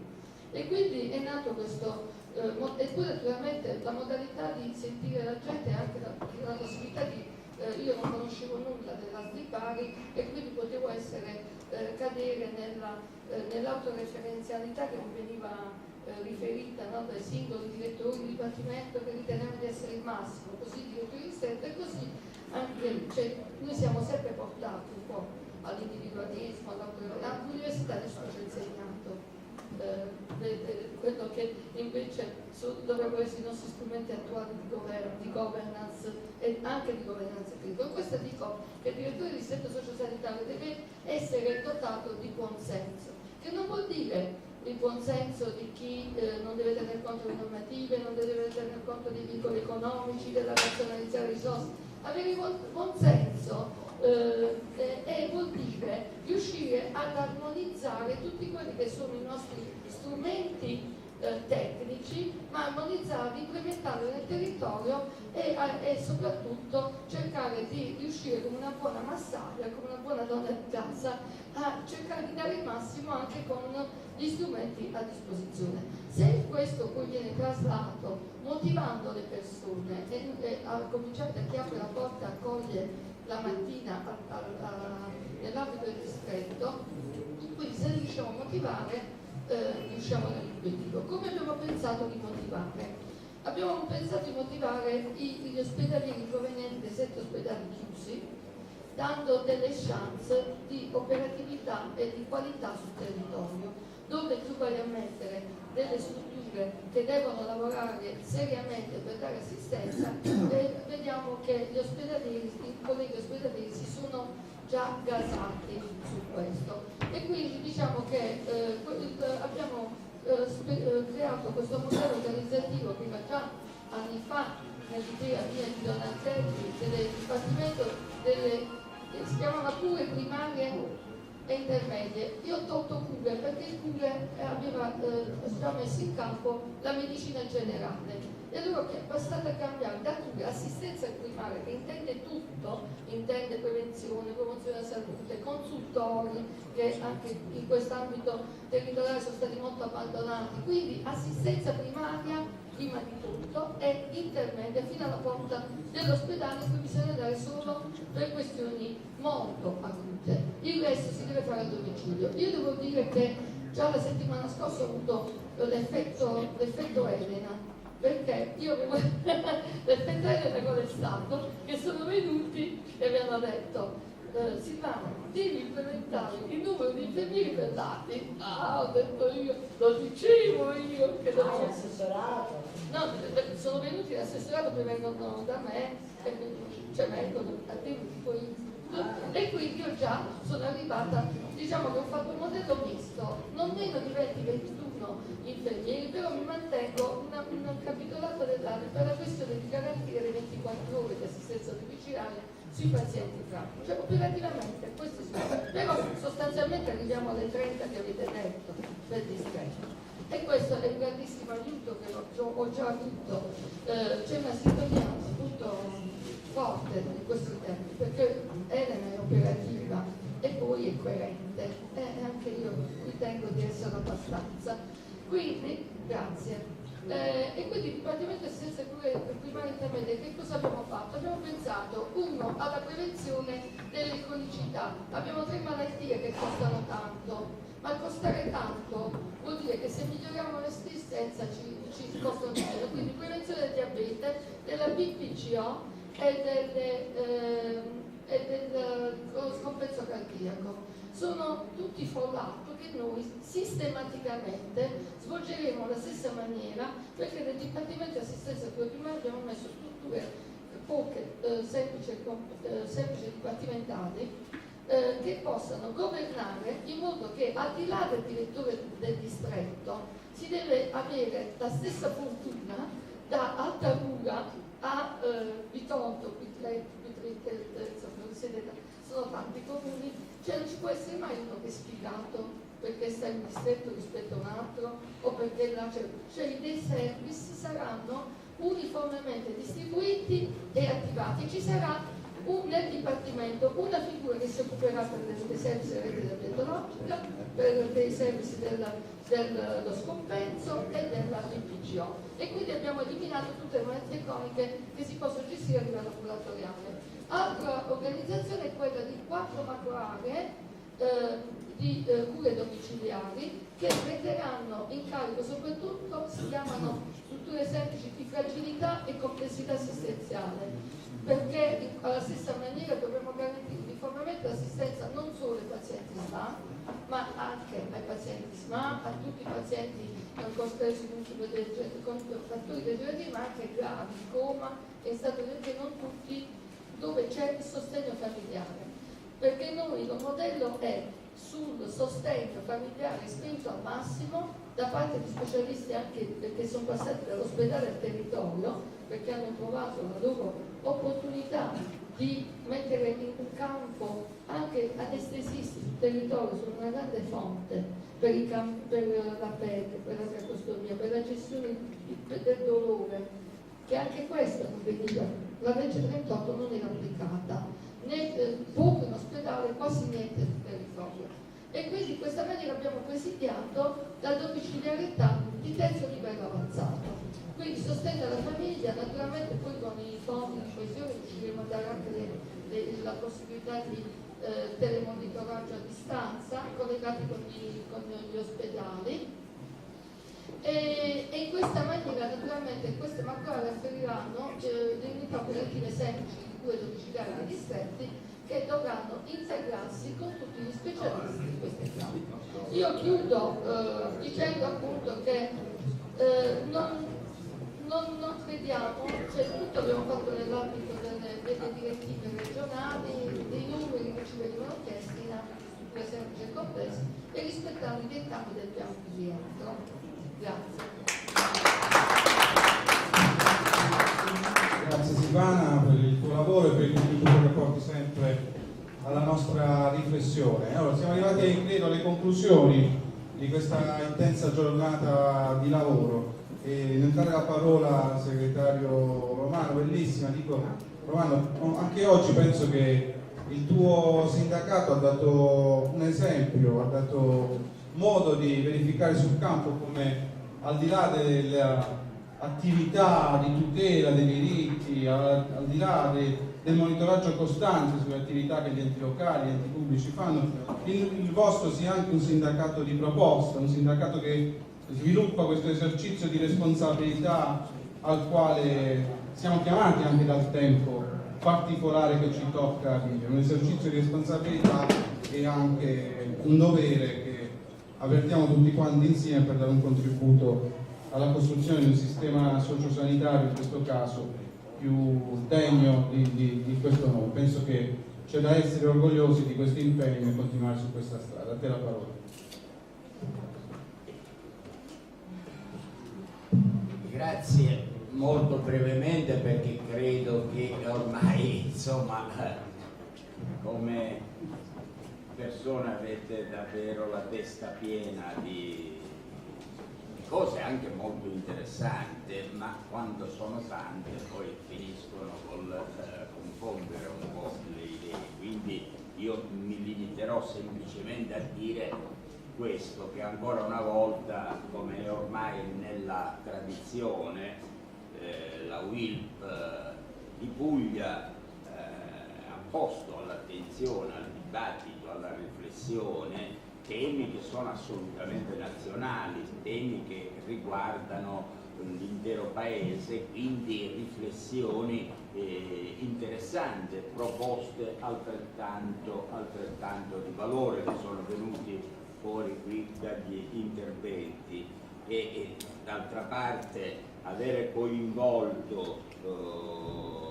personalità come Dalla Mura, Tremarchi, Gaetano Veneto, con la sua equipe, con la quale voglio complimentarmi davvero per il lavoro egregio che è stato fatto, e che si apre a prospettive di collaborazione anche molto importanti con il sindacato. Come dire, io dico scherzosamente anche agli interventi di Pugliese, che spesso mette i piedi nel piatto per richiamare ad una maggiore attenzione al merito. Vedete, tutte cose molto importanti, quelle che sono state dette, davvero non sono all'altezza di fare io le conclusioni del dibattito anche culturale che qui si è sviluppato. Però attenzione, io sono uno un vetero sindacalista, uno di quelli, e dico sempre attenzione che mentre il medico studia il malato muore, e quindi c'è il bisogno di velocizzare le scelte, le decisioni più che i ragionamenti. E noi viviamo una fase in cui non si ragiona dei bisogni reali che ha la gente, ma quanto costa oggi mantenere un vecchio, un anziano? Quanto costa alla collettività? Questa è la domanda che comincia a circolare in un paese in cui ha perso il senso dell'equità, della solidarietà, dei valori. Noi abbiamo perso questi come dirli, obiettivi. Il nostro è il paese più disuguale che esiste in Europa. La disuguaglianza ha raggiunto livelli insostenibili, e di questo che dobbiamo preoccuparci. Ma d'altra parte un paese che consente al 10% di italiani di detenere il 50% dell'intera ricchezza in un momento di grande crisi, voglio dire, è un paese che davvero non si vuole interrogare, non assume quelle decisioni che servono a far uscire il paese da questa situazione in cui si trova. Non ci si venga a spiegare che stiamo facendo miracoli per dare lavoro ai giovani, perché si incentivano le assunzioni, non si fanno pagare le tasse. Ma che se ne fanno le aziende dei lavoratori se non c'è mercato? Se abbiamo fatto prima crollare i consumi, se abbiamo fatto chiudere le imprese, stiamo facendo chiudere i negozi, anche adesso, in questo momento noi registriamo il più alto numero di chiusura di attività produttive. E allora, se non si inverte questo processo, vedete che prima o poi si parlerà davvero di costo degli anziani. Perché un anziano costa perché prende la pensione, un anziano costa perché cade ammalato, un anziano costa perché ha bisogno di più cure. Allora, se ne eliminiamo un po', forse riusciremo a risparmiare un po' di più. A questo che dobbiamo reagire, a questo ci vuole un orgoglio nazionale che faccia davvero respingere queste tentazioni che purtroppo abbiamo visto la politica porta avanti, perché tutto viene portato in termini economici. Allora, il problema per noi è molto semplice: bisogna finanziare prima i consumi se si vuole invertire questo processo. Bisogna finanziare i consumi per ristabilire un mercato, e attraverso il mercato ricostruire i posti di lavoro, ricostruire le attività produttive. E questa è una cosa. Vedete, tutte le riforme, io davvero sono rimasto favorevolmente impressionato dello studio, della proposta che Gaetano Veneto con i suoi collaboratori ci ha illustrato. Ma noi, lo dico anche all'assessore che ho ascoltato, anche perché l'avevo animata di una grande passione, ma noi non siamo riusciti a risolvere il problema della non autosufficienza, perché parliamo di troppe cose, ma il non risolvere il problema della non autosufficienza aggrava la situazione degli ospedali. C'è poco da fare. Io, se quel povero Cristo non c'è dove metterlo perché a casa non c'è chi ci vada, va a finire in ospedale, e l'ospedale sono costi enormi che deve sostenere. Dopodiché noi ci troviamo con un sistema che è vero, come dice il professor Veneto, che non è il più scadente di tutti, ma tuttavia noi nel rapporto costo-benefici che diamo alla collettività siamo completamente fuori mercato. Allora noi dobbiamo ricostruire, come dire, i bisogni. Non vorrei essere considerato un comunista dell'era staliniana se dico che oggi artificiosamente si crea la domanda per creare una risposta che produca finanza, che faccia soldi. Vengo da un'esperienza personale, ho subito un intervento, non sono andato in un ospedale pubblico perché i tempi erano decisamente fuori dalla mia portata, vado in clinica, dopodiché trovi tale giorno visita col dottor Rocoso, tale giorno visita tale giorno visita, e queste visite sono tutte a 300 e 400 euro ad ogni visita. Poi torni fra 5 giorni per questa visita, ma vai là, non è vero che ti visitano, ti fanno un discorsetto, ti dicono lei deve fare così, deve fare cos'ha, ma scusate, perché non li scrivete in un opuscoletto al paziente, glielo date nel momento in cui viene dimesso, lei deve comportarsi in questo modo? Che bisogno c'è di farmi venire qua 10 volte in modo che io pago 300 euro a volte e sono 3.000 euro che vi devo dare per... Allora, noi è vero, c'è un problema, e ha ragione Tremarchi quando ha tentato di distillare delle gocce come dire, di cultura dell'innovazione, di che cosa bisogna cambiare nei nostri comportamenti, di che cosa bisogna cambiare, e la cosa essenziale che ho già detto è che noi dobbiamo acquisire la consapevolezza di essere dei cittadini democratici che hanno dei diritti, e questi diritti vanno esercitati senza eccesso di deleghe né ai sindacati né alla politica. Serve la partecipazione dei cittadini per impedire alla politica la degenerazione che ci ha consegnato adesso nel 2013. Serve un cambiamento radicale nel nostro approccio, perché altrimenti davvero corriamo dei rischi. Non è vero che mancano i soldi per fare le riforme, serve la volontà che non c'è, perché la volontà di togliere i privilegi, la volontà di togliere un sistema che produce guadagni illeciti non si vuole smantellare. Questo è il vero problema, e noi dobbiamo batterci perché serve un sistema di trasparenza, per adottare un sistema per cui davvero dobbiamo soddisfare i bisogni dei cittadini.